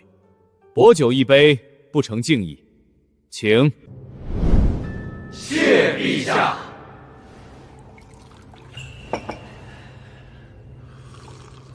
大燕皇帝陛下，我们楼兰在大沙漠里，太阳像火盆，水比金子贵，粮食根本种不活。但我们听说大燕有神仙法术，能让石头缝里长出庄稼，求陛下，求老祖宗教教我们吧。沙漠种地啊，简单。你们那儿是不是白天能热死骆驼，晚上能冻死狐狸？温差特大，对吧？简单，记住3样：第一，种沙枣、骆驼至胡杨，这些东西耐旱晒、耐晒根扎得深，沙漠里也能活，果子能吃，木头能用。第二，挖坎热，地下凉，挖暗渠，把地下水桥引出来灌溉，太阳晒不着，法少。第三，养骆驼，这块宝贝，驼粪毛能织毯子、衣服，驼奶能做奶酪，还能驮货拉车，浑身是宝，一举7、8得。具体怎么挖？井多深？渠咋走？骆驼咋配种？快教教我！好说好说，回头啊，棱安沙是内部将做件一起，给你整纸预算、娄山施工指南全套手册，你得收点。不过嘛，友情价、打包价1000两雪花银，不过分。老祖宗，还有我们，救命啊！我们草原夏天短，冬天长，草一黄，牛羊就疯狂的掉膘，一冬天饿死冻死一半，心疼的我跟刀子安似的。您可得给想想法子。还有，别光盯着牛羊，养点鸡啊！鸡吃草籽，吃虫子，能减少草场虫害。鸡粪是上好的肥料，撒在草场上，来年草长得更旺。鸡蛋、鸡肉不也是肉吗？还能换钱。那个老祖宗，一年到头不是刮风就是咋整啊？防风啊，这还不简单？第一，提升这些高风长，风吹不倒；第二，椰子树增援果，咱们细抓得到，水上有力，能防风，结了椰子果还能吃能用，又是一笔收入。老祖宗，到我们了，我们那儿全是山，在石缝里抠点土，平地还没有巴掌大，这粮食可咋种啊？总不能让族人天天啃野果子吧？梯田啊，大哥，把山坡像切糕一样，一层一层去台下流，自流灌溉，该里面有名的引云林，引风，风大梁州使是多浪费。田埂上山坡山外，土豆都是抢手货，能卖大价钱，不比你们光种那点苞谷强。记下来，全记下来，这都是黄金啊！坎儿井暖棚、防风林、梯田，我的天，大燕老祖宗的脑子里装的都是啥呀？这一趟来的太值了，1000两学费，1万两也值。快写，别漏了，那个养鸡的事儿也得记上。尊敬的大燕皇陛下，务实定人礼仪之邦。方才听贵国老祖宗，除了这脚烫暴露的技术，也离不一拍腰式新法，与贵国交流比试于才情吧。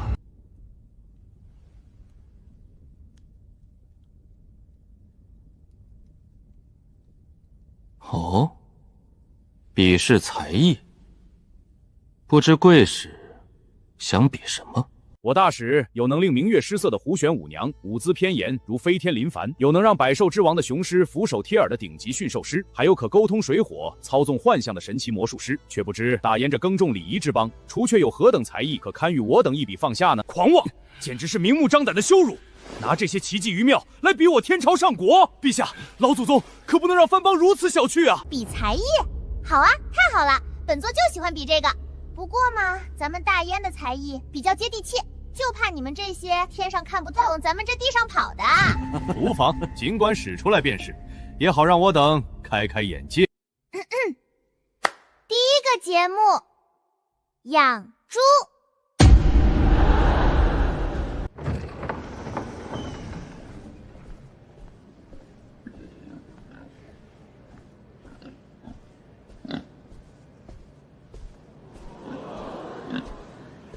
诸位，隆重介绍一下，这位就是我们皇家生态养殖基地的年度猪王大壮。翠花，给各位贵客展示一下咱们的养猪才艺。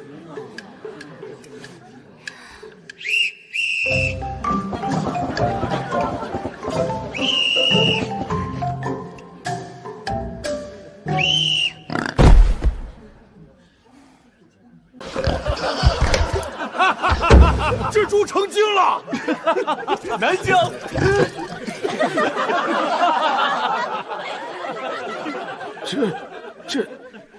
这算什么才艺？这怎么不算才艺？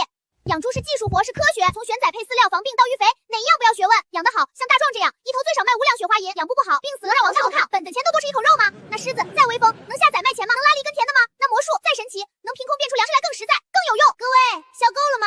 笑够了，咱们看下一个第2个节目更精彩，上才艺。种菜，这也能算才艺？诸位请看。这可不是御花园的奇花异草，这是咱们后宫各位手指种子小主们从一粒种子开始，亲手播种播鲜水，施肥亲手天天长大。哎，对面白贵大师、贵夫人、公主殿下们也会亲手种菜吗？看来接地气的才艺，有些人还是看不上眼啊。行，那咱们就上个让你们这些自诩文明的人也挑不出半点毛病的高雅才艺。第3个节目，打算盘，开始。看见了吗？这就是大燕的另一项国粹，不是玩具，这是武器，是治国的武器。户部一本账，关乎天下钱粮，百姓赋税，边疆军饷，赈灾款项，快一刻，省1分，国库的亏空就能少漏1分，省1笔就能给百姓多修一条路，多盖一座学堂。时间就是金钱，效率就是生命，这笔账你们算得清吗？看明白了吗？你们大食的才艺是用来看的，是娱乐，是奇观，而我们大燕的才艺是用来过日子的。跳舞再好听，能当饭吃吗？能御寒吗？驯兽再厉害，能拉车耕地吗？能产奶下蛋吗？魔术再神奇，能治病救人吗？能织布做衣吗？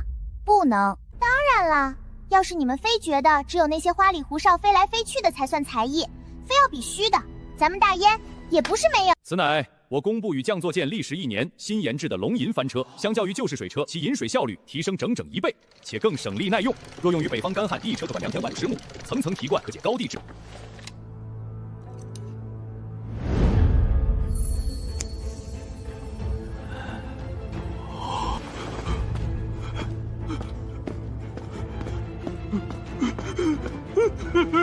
陛下、老祖宗，各位贵人请看，这是咱改的飞梭之一，别的咱不敢吹，就一个字快。同样一个人，同样时辰，多出了整整3倍。要是全大燕的脂肪都换上这个，咱老百姓穿新衣裳就能便宜30%。这血迹真巧，是可以生神无数，他们的恶气苍白，谋合天怨之举。诸位使臣，你们远渡重洋来做知道，不是虚无缥缈的才艺，椒盐免受风灾，这才是经世致用。这，在每一个能让这人世间的日子实实在在、一天天变好的地方。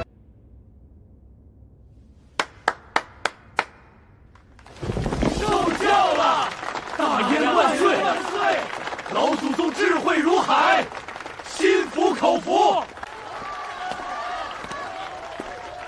在下坐井观天，是在下太过狭隘了。此事上，简直以最崇高的歉意与最真挚的敬意。老祖宗，坎儿井具体多深，图纸卖我。暖棚的搭建法子了，防风林的树种名录，我预定一份。排队，一个个来。坎儿井全图加施工纸500两，附送文选秘密。暖棚知其图册800两，可派匠人指导安装并收费。针灸基础入门1000两，只教任学，不包治百病啊。水车模型，哎，那个谁别急，一手交钱一手交货，概不赊账。这才赏着礼。他们被心服的没有度时，是一条智慧与人心。老华呀，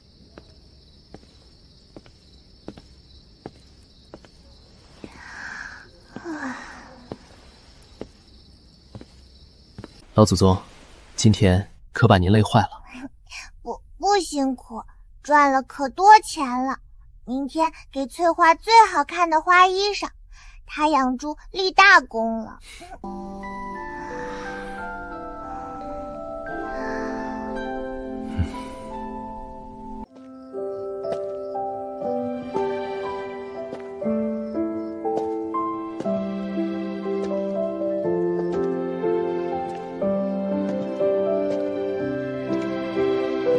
宫阙万千，终是百姓垂涎；礼乐赫赫，不如鸡鸣犬吠。这便是老祖宗带来的最珍贵的人间烟火，这便是新政之下大燕最真实的模样。太平盛世不过如此。万国来朝的盛宴余温尚在，知识付费的银两犹在库中叮当。然而，在这表面的风光之后，咱们大燕的朝堂，这群刚刚向世界展示时与高效率的精英们，自己却先露出了疲态，即将于原形。停！都给我闭嘴！本座实在是看不下去了。李尚书，昨晚又通宵在你那第7房小妾的院子里，看他给你跳那支新学的胡旋舞了吧？瞧瞧你这眼圈黑的，快掉到下巴上了。不知道的还以为咱们户部穷得连灯油都点不起，逼得您老摸黑算了1宿的账呢。还有你，王侍郎，本座记得万国宴上就属你围着那烤全羊驼峰蜜汁火腿转的最欢。这才几天子就吹了一圈气吗？你那腰带是本座赏你的等和田玉，不是让你拿来表演勒肉杂技的。本座都怕他不堪重负，当场炸了，崩到哪位同僚的脸上。赵御史，别舞了，咳了有半个月了吧？太医院的方子吃了3副，一点用没有。你是想把你的废叶子连着那些弹劾别人的奏章草稿一块咳出来喷到本座脸上吗？就你这风一吹就倒的身子骨，还整天琢磨着参这个安那个，你先参参你自己，能不能活到下次大朝秀吧？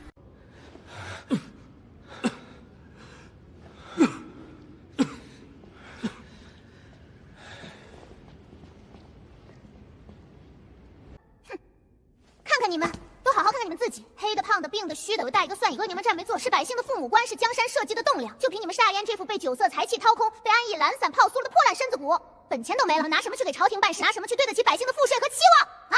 所以本座宣布，从今日起，大燕朝廷所有5品及以上在京官员，无论文武，无论老少，有一个算一个，全部给本座接受再教育。再教育第1课，也是唯一贯穿始终的课程，强身健体。我也要花甲，还要去扎马步跑圈儿。完了！好日子到短腿，我的老寒腿啊！陛下，您说句话呀！次日寅巳3刻，对于大燕378岁过女而起，他们的好梦才刚刚开始就已经结束了。西苑演武场和大燕官员首届强身健体魔鬼训练营正式开始了。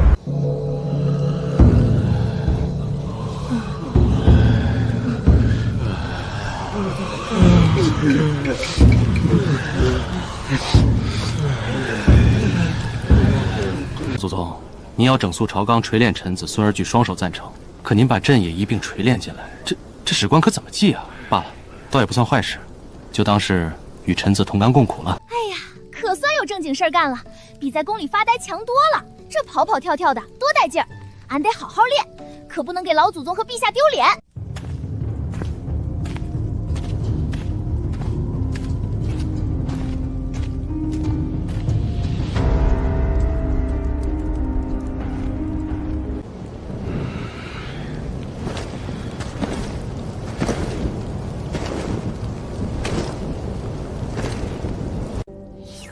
卯时已到，人都到齐了吗？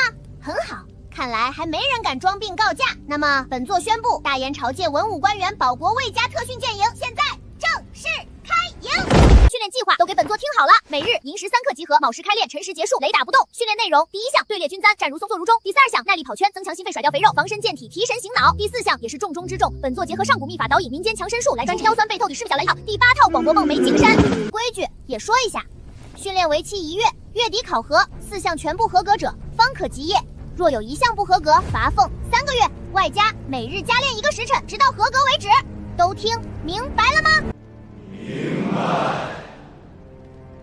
明白。明白。大点声！都没吃早饭啊？还是昨晚净想着怎么偷懒，没睡好？本座听不见。都听明白了吗？明白。去遛个弯还是软绵绵的，没劲。王教头，先给他们来开胃小菜，活动活动筋骨，绕场慢跑10圈。1圈整整200丈，10圈那就叫马最远距离是从书房走到饭房的大人们来说，这哪里是开胃小菜，这分明是一道直达地狱的开胃断头饭啊！全体都有，起步，好，跟上，不许停，掉队的加罚5圈，队列，保持队列。说你呢，胖子，迈开腿。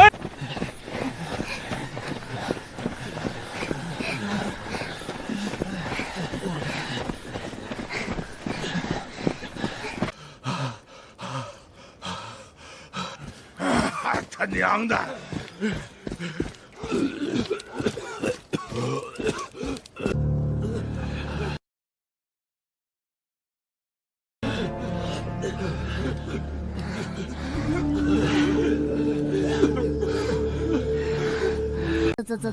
瞧瞧你们这副德行，才10圈还是慢跑就成这样了。本座3岁的时候追着御花园的仙鹤玩，都能一口气跑20圈不带喘的。就你们这弱不禁风的样，还好意思说自己是国之栋梁，是栋梁里的休木还差不多。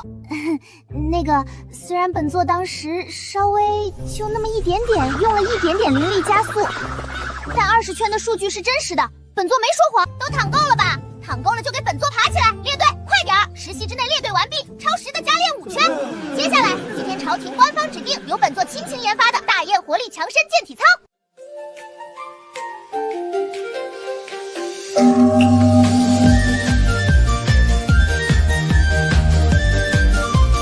第1节伸展运动，预备起！1、2、3、4，2、2、3、4，手臂打直，抬头挺胸，跟着节奏。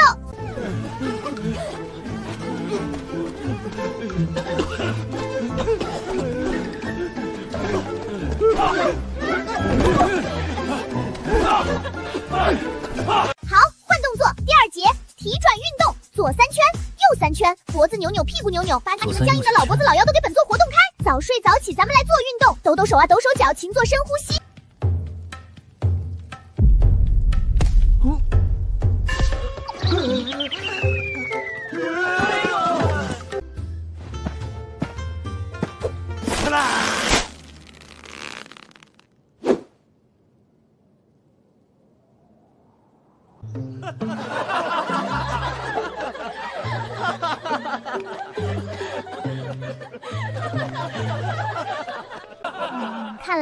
是第一批练功服的布料强度和弹性确实不过关，尤其是受力区需要重点加强来。回头工部和内务府练功服的面料偷裁焊的特种布料，绝不能再发生这种影响训练有碍关关的质量事故。臣遵旨。哎呦，我的老腰！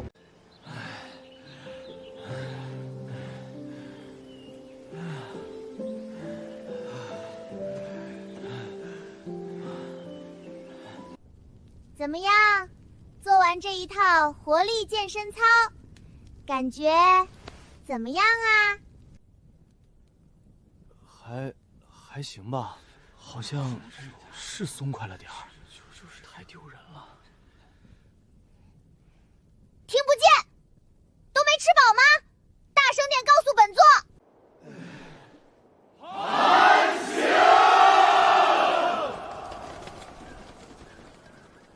这就对了，都给本座记住这句话，每天锻炼半个时辰，健康工作50年。只有身体好了，精神才会足，脑子才会清楚，办差才会力气好了，才能更好的为陛下干活，为百姓服务，也才能多领几十年俸禄，多享几十年福，这才是正道，明白吗？好了，口号喊完了，该干正事了。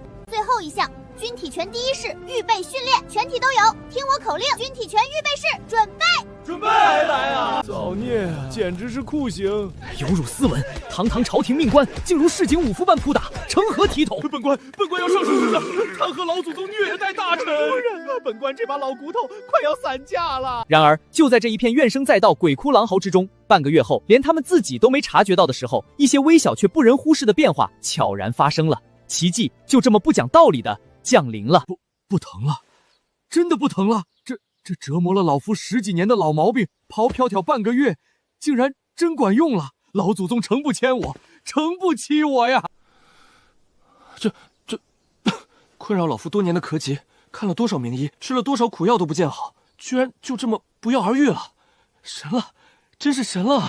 说真的，这半个月折腾下来，虽然人是丢大了吧，可不是，我打仗都没这么丢人过，但这身子骨还真觉得轻快了不少，晚上睡觉都踏实了。哎，就是这模样，实在是有辱斯文啊！1个月，说长不长，说短不短，汗水与屈辱交织，抱怨与改变同行。当清晨的阳光再次照亮这片演武场，照在这群曾经的朽木身上时，奇迹已然发生。李尚书，腿脚利索了，不错，赏你一套本座亲笔批注的五禽透骨本。谢老祖宗恩典。王侍郎，肚子小了，赏你3个月的宫廷减脂药膳配额。谢老祖宗恩典。胀玉熟了，赏你中气灌玉制秋梨膏，接着喝，巩固疗效。谢老祖宗恩典。周郎中，别人都面色红润，精气神十足，怎么就你还是一副被掏空了的样子？说，是不是又偷懒了？老祖宗明鉴，臣冤枉啊！臣这1个月真的是一日不落，咬牙坚持，绝不敢有丝毫懈怠啊！实在是臣有难言之隐，身子底子亏空的太厉害了啊！难言之隐？什么隐疾啊？说说看。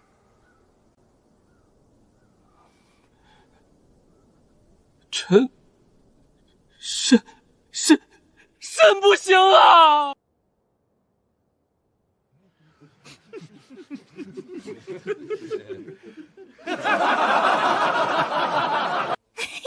我当是什么了不得的大病呢？肾亏不行啊，小问题，记好了，鹿茸3钱，枸杞1两，每天泡水喝，再加练本座专门为你们这种虚人设计的固肾培元功，动作减年，帮你生龙活虎，精力比那些小伙子还旺盛。提什么干？谢老祖宗恩典，谢老祖宗指点，臣一定照做，一定照做。好了，笑话看完了，本座宣告诫，大燕朝强身健体的特训营全员合格节耶！从今天起，每日卯时集体晨练制度正式定为永制，雷打不动，风雨无阻。本座知道你们在想什么，想着结业了就能偷懒了，对吧？想得美！每10天，全体官员必须来此集合，由禁军的教官监督集体晨练。敢无故缺席赶头帮的预售员，帮翠花嫂1个月的猪羔产猪粪，听清楚了？产猪粪。臣等不敢慢。从此，大燕的京城多了一道独特又生机勃勃的风景线。每日各一清晨，总能见到身穿官袍或便服的大人们在院子里伸胳膊踢腿。从最初的围观与嬉笑，到后来的习以为常，甚至有百姓跟着偷偷学。沉迷健身的种子，从大燕最高的庙堂之上悄然播撒了下去。老祖宗，这1个月的操练下来，朝臣们精神头确实足了不少，身子骨也硬朗了。孙儿想问问，您搞这健身操，真的就只是为了给他们强身健体？当然不只是为了强身健体啦，小龙燕，这叫一石三鸟，哦不，一石好多鸟。第一，确实是为了他们身体好，身体是干活的本钱嘛。第二嘛，连推行什么那个行政，先反少不了逆反心，是不是就小多了？习惯了服从嘛。至于第三，一起流过汗，一起出过丑，一起骂过天，虽然不敢当你面，内耗少了，劲往一出手，朝廷的效率自然就高了嘛。老祖宗高明，实在是太高明了。看似是操练身体，实则是锤炼性调和矛盾，凝聚朝堂。一举三得，不，一举数得，润物细无声，孙儿受教了，佩服。启奏陛下，幽州传来急报，当地有豪强乡绅纠结宗族，公然抗法，阻挠朝廷清敛田亩、摊丁入亩之新政。他们煽动不明真相的百姓，围堵府衙，打伤差役，气焰极为嚣张，恳请陛下速作圣裁。众卿都听到了，幽州之事事关新政推行，关乎朝廷威信，更关乎百姓生计。尔葛有何良策啊？陛下，新政乃国本，岂容宵小猖狂？臣等恳请陛下立即下旨，对为首豪寒依法严惩，务必受蒙百姓晓以利害，妥善安抚，朝廷威严不容侵犯。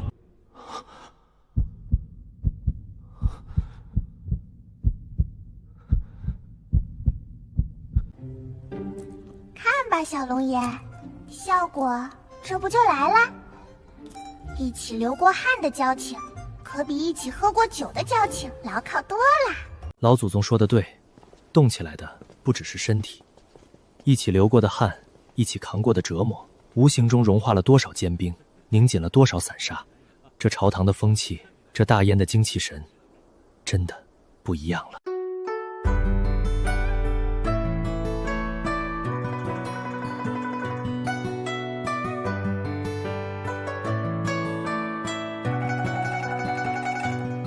得赶紧回去。老祖宗昨日答应了，今天要单独教朕那套据说能固本培元、延年益寿的帝王养生拳。听说练到高深处，可耳聪目明、精力不衰，甚至长命100岁。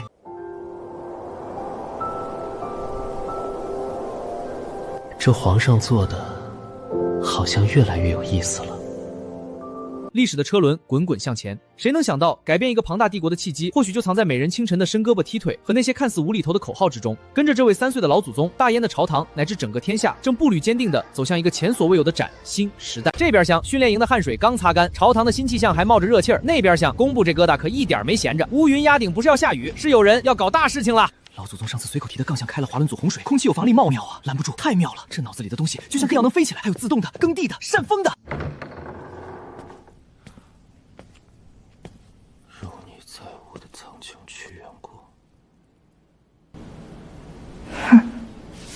这是个什么玩意儿？又带翅膀又带轮子的，你是想让上天啊，还是想让它下地啊？老祖宗明鉴，这就是下官根据您上次提及的空气地理学滑翔原理历史版授予的旷世杰作，它叫神行飞车。您看，这翅膀接近了鸟雀，这轮子可陆地疾驰，这内部的机关理论上是能飞的，载人飞天啊！老祖宗，理论上，是理论上，目前还差那么能飞起来的一点点工艺和材料上的小问题。还有老祖宗，下官还有别的，很多别的。您看这个自动翻土铁牛，不用人扶，自己能走；这个暴雨梨花灌溉桶，一下雨自动接水浇地；还有这个专门为后宫娘娘们设计的贵妃自动摇扇，省力又雅致。想法倒是不少，脑洞也够大，但是太散了。东一榔头西一棒子，想起什么搞什么，不成体系，没有重点，简直就是胡闹。周大春问你，公布的首要任务是什么？为国为民，造利国利民之器物。去点！改良农具，兴修水利，筑路架桥，修缮工事，督造军器。那你搞这会飞的椅子干嘛？百姓是要飞上天摘星星吗？他们要的是地里多打粮食，门口有平整的路走，跟从生不漏雨的房子住，是要耕田更湖上的浇水更方便，织布更快，生病了有药治。你搞的这些的话，你自己爽，对他们有半个铜板的用处吗？臣知错。不过脑洞不是坏事，相反是天大的好事。关键是要把这股劲儿用在正地方。所以本座今日起就是齐桥院的首任院长，所需经费、人手、材料，本座亲自特批，要多少给多少。臣万请老祖宗示下。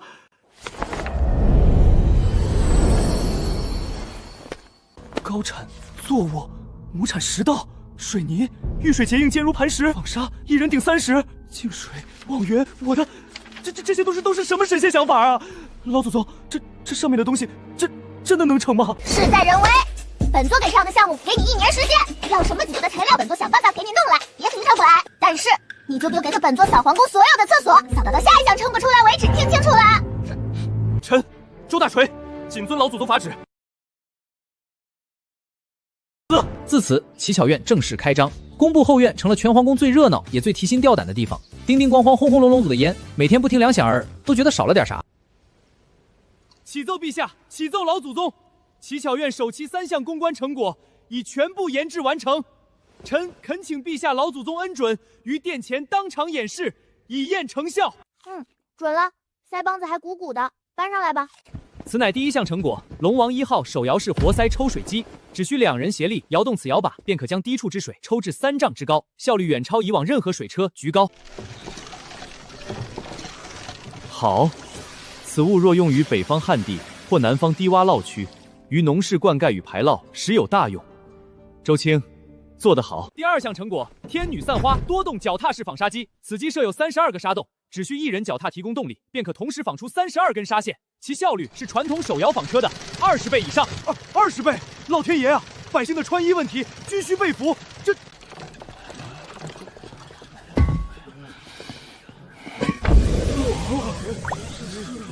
什么东西啊？这是什么味儿啊？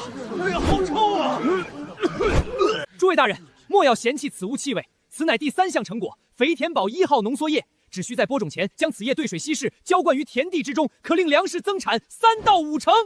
3到5成，当真？天佑大燕啊！周侍郎，此话可有凭据？周青，此言可是当真？3到5成的增产，你可知这意味着什么？回陛下千真万确。施用肥田宝保培植田地未施用木试验田上，历时2月，详细4成有余，请陛下老祖宗御列。还行，总算没白费本座那天的口水。这3样东西立刻着手量产，尽快在合适的州县试点推广。周大锤，记大功1次，赏银1000两。乞巧院所有与研制的人员本月俸禄翻倍。谢陛下，谢老祖宗天恩。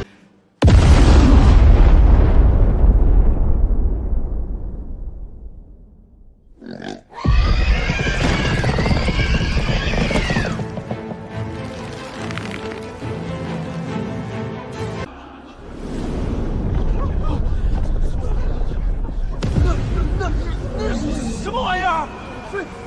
飞起来了！猪，该不会真是猪吧？我的亲娘哎！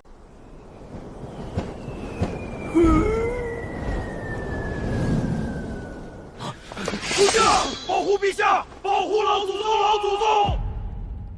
老祖宗小心！我就知道。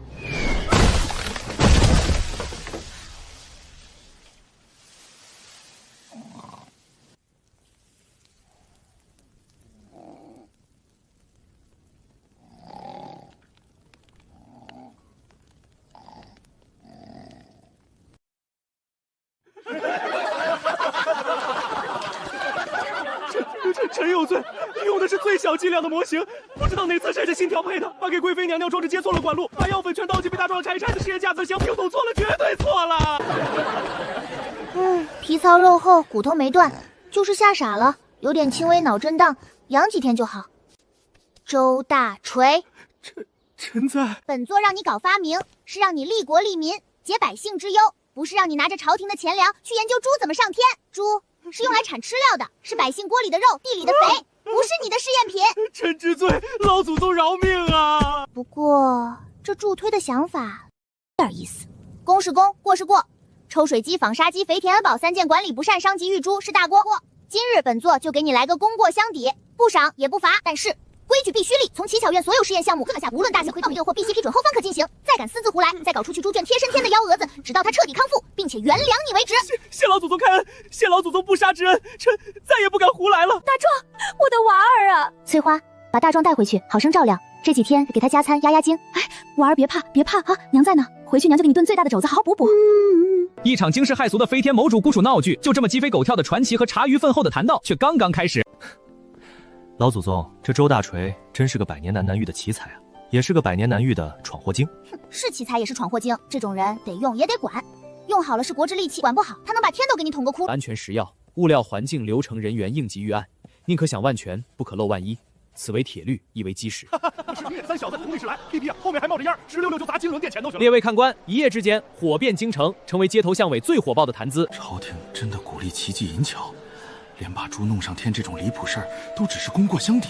数日后，一块由老祖宗萧灵约亲笔题写的院训木牌被庄严地立在了乞巧院的门前。大胆假设，小心求证，允许失败，禁止愚蠢，为解万民之忧而设。萧灵约。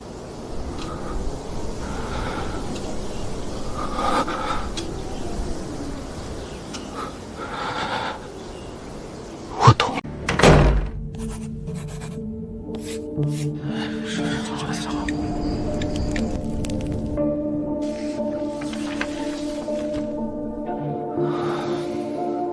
先报安全评估，再做实验，一步一步来。有劳公公通禀，工部侍郎周大锤呈报飞天美珠事故后续研究计划与安全评估，请陛下老祖宗预览。总算长点记性了，知道先把规矩和安全写在前头。批了，拨5000两专项银子。稿可以，但给本座记清楚喽，不准再用猪，不准再用任何活物。先给本座用木头、用泥土做模型，反复验证安全了再说。是老祖宗，儿臣这就安排下去。至于我们的主角大壮，他的飞行生涯虽然短暂而惊恐，但换来的是一辈子的荣华富贵与衣食无忧。吃的多着呢。他不知道自己已经成为了大燕鼓励创新、宽容失败的一个奇特又鲜活的象征。工部那边飞天母猪的余烟还没散干净呢，您猜怎么着？咱们这后宫里头啊，也要跟着卷起来了。这是怎么回事？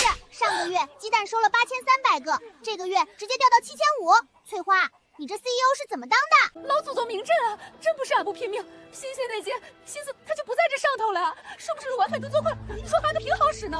都是谁敢在本座的盘子里偷食吃？你看着点儿，本宫乏了，回去歇会儿。有些人新鲜劲儿一过，就开始偷懒耍滑，每天来点个卯，装个样子，转身就溜没影了，活全扔给底下人。还有更过分的，王昭仪，她为了冲业，居然半夜偷偷把自家不下蛋的病鸡跟人家李嫔下蛋勤快的好鸡给换了。王昭仪，你要不要脸？敢偷本宫的鸡？还有刘才子，为了让猪称重时分量足，提前1晚上给猪灌好几斤豆浆，那猪称的路都走不动了。最可气的是那个张美人，她居然偷偷把收上来的鸡蛋藏起来一部分，让家里人拿到宫外去卖，卖的钱全进了她自己的口袋。这是偷，是挖集体的墙角。老祖宗，你说说，你让俺怎么管？他们一个个比俺低不了多少，嘴上叫正娘娘，俺管不动他们了。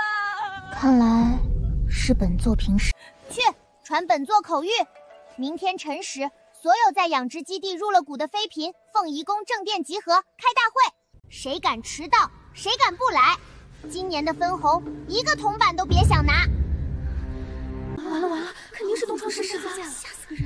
装什么装？一个小娃娃又要搞什么幺蛾子？人都到齐了，回老祖宗，入股的娘娘小主们一个不落，全到了。今天只说一件事，咱们后宫这个养殖基地规矩要大改，从下个月开实行 KPI 考核制度。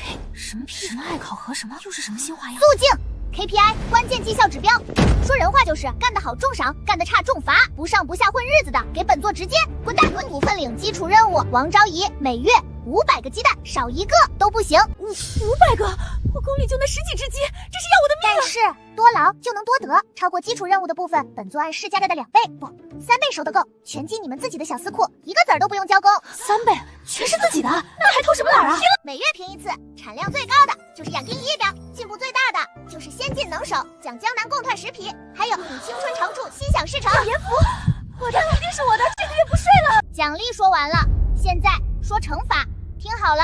连续2个月完不成基础任务，当月分红全扣；连续3个月不达标值基地，之前入股的本金一文不退。以上规矩都听明白了吗？明白了。大点声，都没吃饭啊！明白了。具体事则不懂的去问皇后，她是基地的 CEO 总负责人，她的话就是本座的话。谁敢阳奉阴违，背后搞小动作，本座这2只小猫最近啊，就爱收拾那些不守规矩的。老虎，真的是真老虎！哎呀，我再也不敢了。行了，都散了吧，好好干，本座亏待不了你们。KPI 考核制度一出，如同一道惊雷，把整个后宫都炸醒了，不是炸疯了。从前的懒散糊弄小心思，一夜之间荡然无存。第1个月考核结果出炉，杀鸡儆猴，立竿见影，试图偷奸马滑的王昭仪引出500个蛋，把我卖了剩不出啊！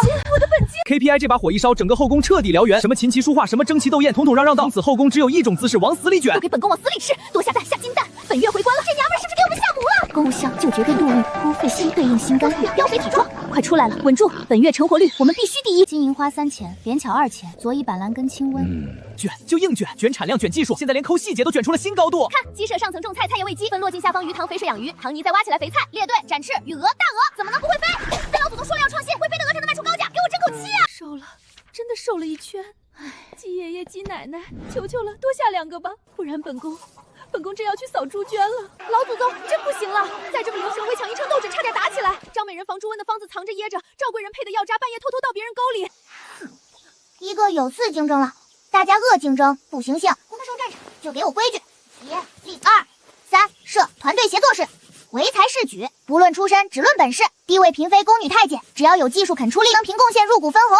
4、定期召开技术交流大会，有好点子、好方法必须拿出来，大家一起参详。谁再敢在背后搞阴的，使绊子使人不就给我去公布，陪周大锤扫猪圈。过年新规一出，风向立马就变了，从直接大底独斗到合作共生，鸡蛋月产破12000，肉肉多出3成半，总盈利暴涨5成以上。比拼月度生产标金，奖白银50两，美容养颜服1张。谢老祖宗恩典。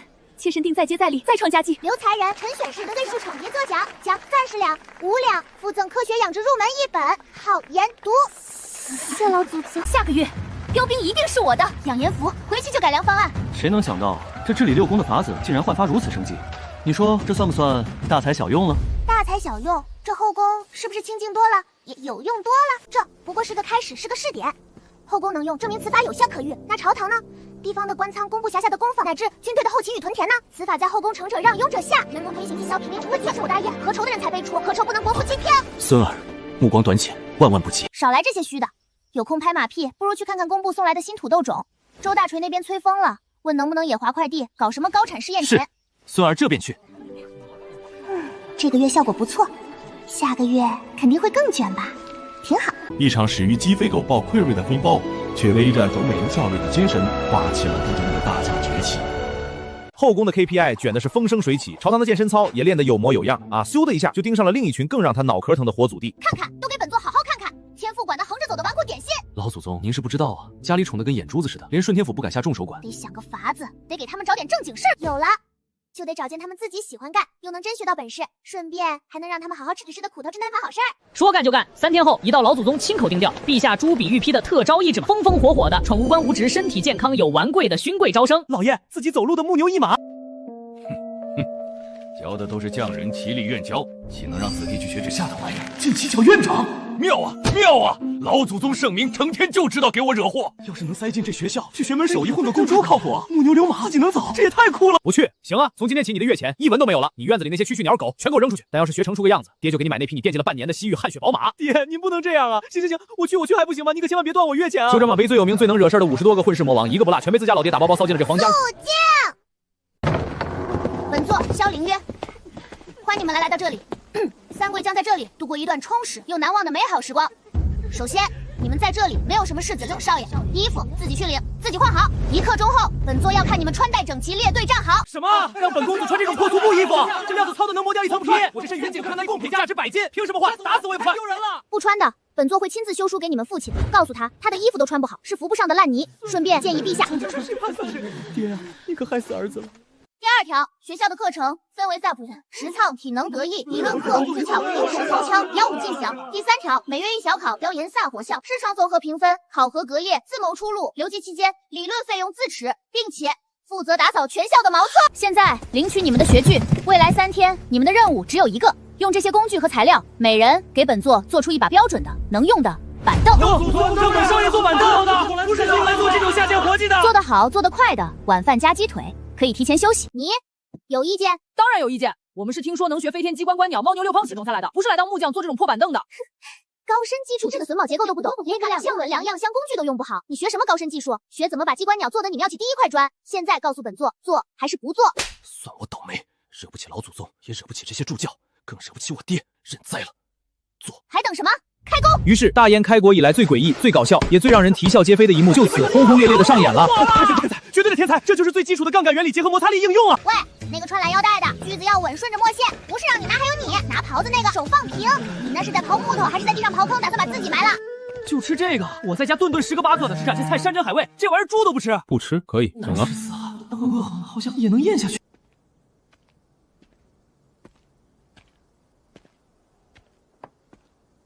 这是你做的，用了多久？是我做的，用了2天多吧。前2天老做不好，最后半天就一直在打磨。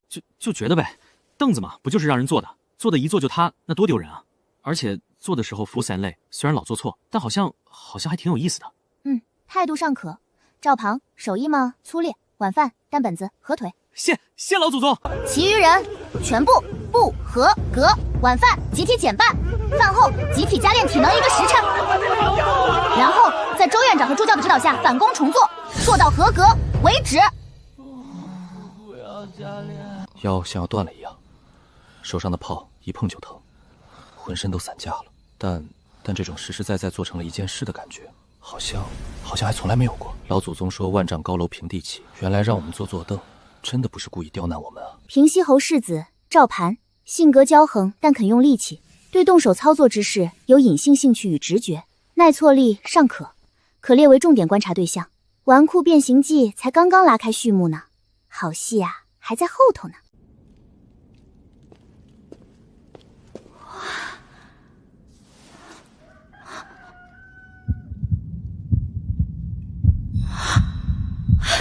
出大事了！老祖宗，太多了，真的太多了，宫里根本吃不完。御膳房各宫主子、太监、宫女，就算顿顿吃鸡蛋，1个月也才消耗5、6千个，剩下的可怎么办啊？而且鸡蛋多了，价钱也开始往下掉了。以前1文钱1个，现在8文钱10个都有人嫌贵。那可是娘们还眼巴巴等着分红呢。这个月要是亏了，他们非得炸锅不可。急什么？鸡蛋多了是好事，说明生产力上来了。卖不掉是因为消费没跟上，营销没做好。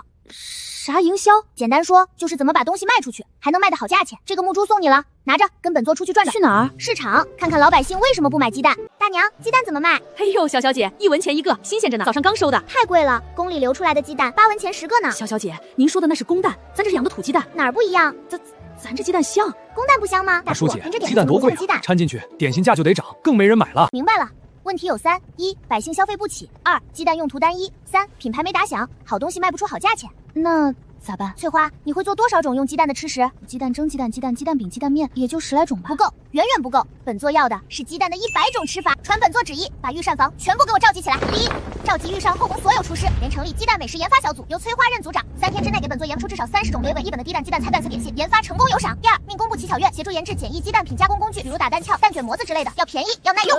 第3，在京城东西南北4市各设一个皇家蛋品推广点，从明天开始免费派发鸡蛋食谱和试吃品。第4，联系京城说书先生戏班子，编点关于鸡蛋营养好、孩子长得高、每天1个蛋、强壮大阉人的小段子，给本座到处唱。第5，也是最重要的，启动鸡蛋换粮计划。鸡蛋换粮？对，百姓可以用旧粮、陈粮、粗粮按一定比例换取新鲜鸡蛋，具体兑换的旧粮可以酿酒，可以做饲料，也可以加工成其他食品。总之，不能让鸡蛋烂在手里，要让它流动起来。对，孩子，以后咱们宫里出去的鸡蛋，也不时尚咱们手里的不叫公蛋，叫还有，印上一只神气活现的大公鸡，旁边写一行字：个大大营养顶呱呱。鸡蛋还能这么做？试试鸡蛋和野菜一起蒸，成功了。这个带奶布丁好像成功了。鸡蛋灌饼又破了，快记下来！黄金蛋炒饭的秘诀是隔夜饭和蛋液要充分融合。都给我听好了，今天咱们必须把这套家伙事儿给整明白喽！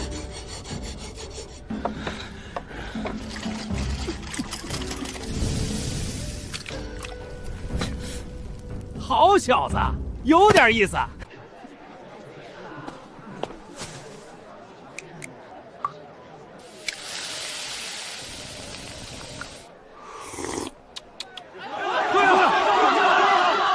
我要学这个鸡蛋饼，看着真简单。说那东街李老汉常年体虚力又单，自从吃了咯咯达蛋，腰不酸了，腿不疼了，一口气能上5楼不费劲。好吃了蛋妙，鸡蛋营养是个宝。听说了吗？宫里那个咯咯达蛋，姑娘吃了脸蛋翘，力气嗷嗷叫。再去订食盒送礼用。这才哪儿到哪儿，鸡蛋只是开始。等这条子跑通了，猪肉多了怎么办？鸡肉、鸭肉多了怎么办？牛奶、油奶多了怎么办？都得这么搞。所以，本座决定正式成立大燕皇家农副产品营销总公司，翠花任总经理，下设生产部、研发部、加工部、营销部。以后不光卖鸡蛋，宫里产的所有东西，包括那些猪啊，还有百官们种的菜，乞巧院搞传导客工艺品，都可以通过这个公司卖到全国，卖到三方，让全天下的人都知道，大燕出品必属精品，让老百姓既能吃得饱，更能吃得好，越来越鼓。是老祖宗。宫里鸡蛋卖疯了，卖鸡蛋还能这么卖？老祖宗让我们从坐板凳开始，真的另有深意。发什么呆？水车叶片的清搅算错了，重做。代法鸡蛋之后，尤其是当你有300年的见识和一个敢想敢干的小身体的时候，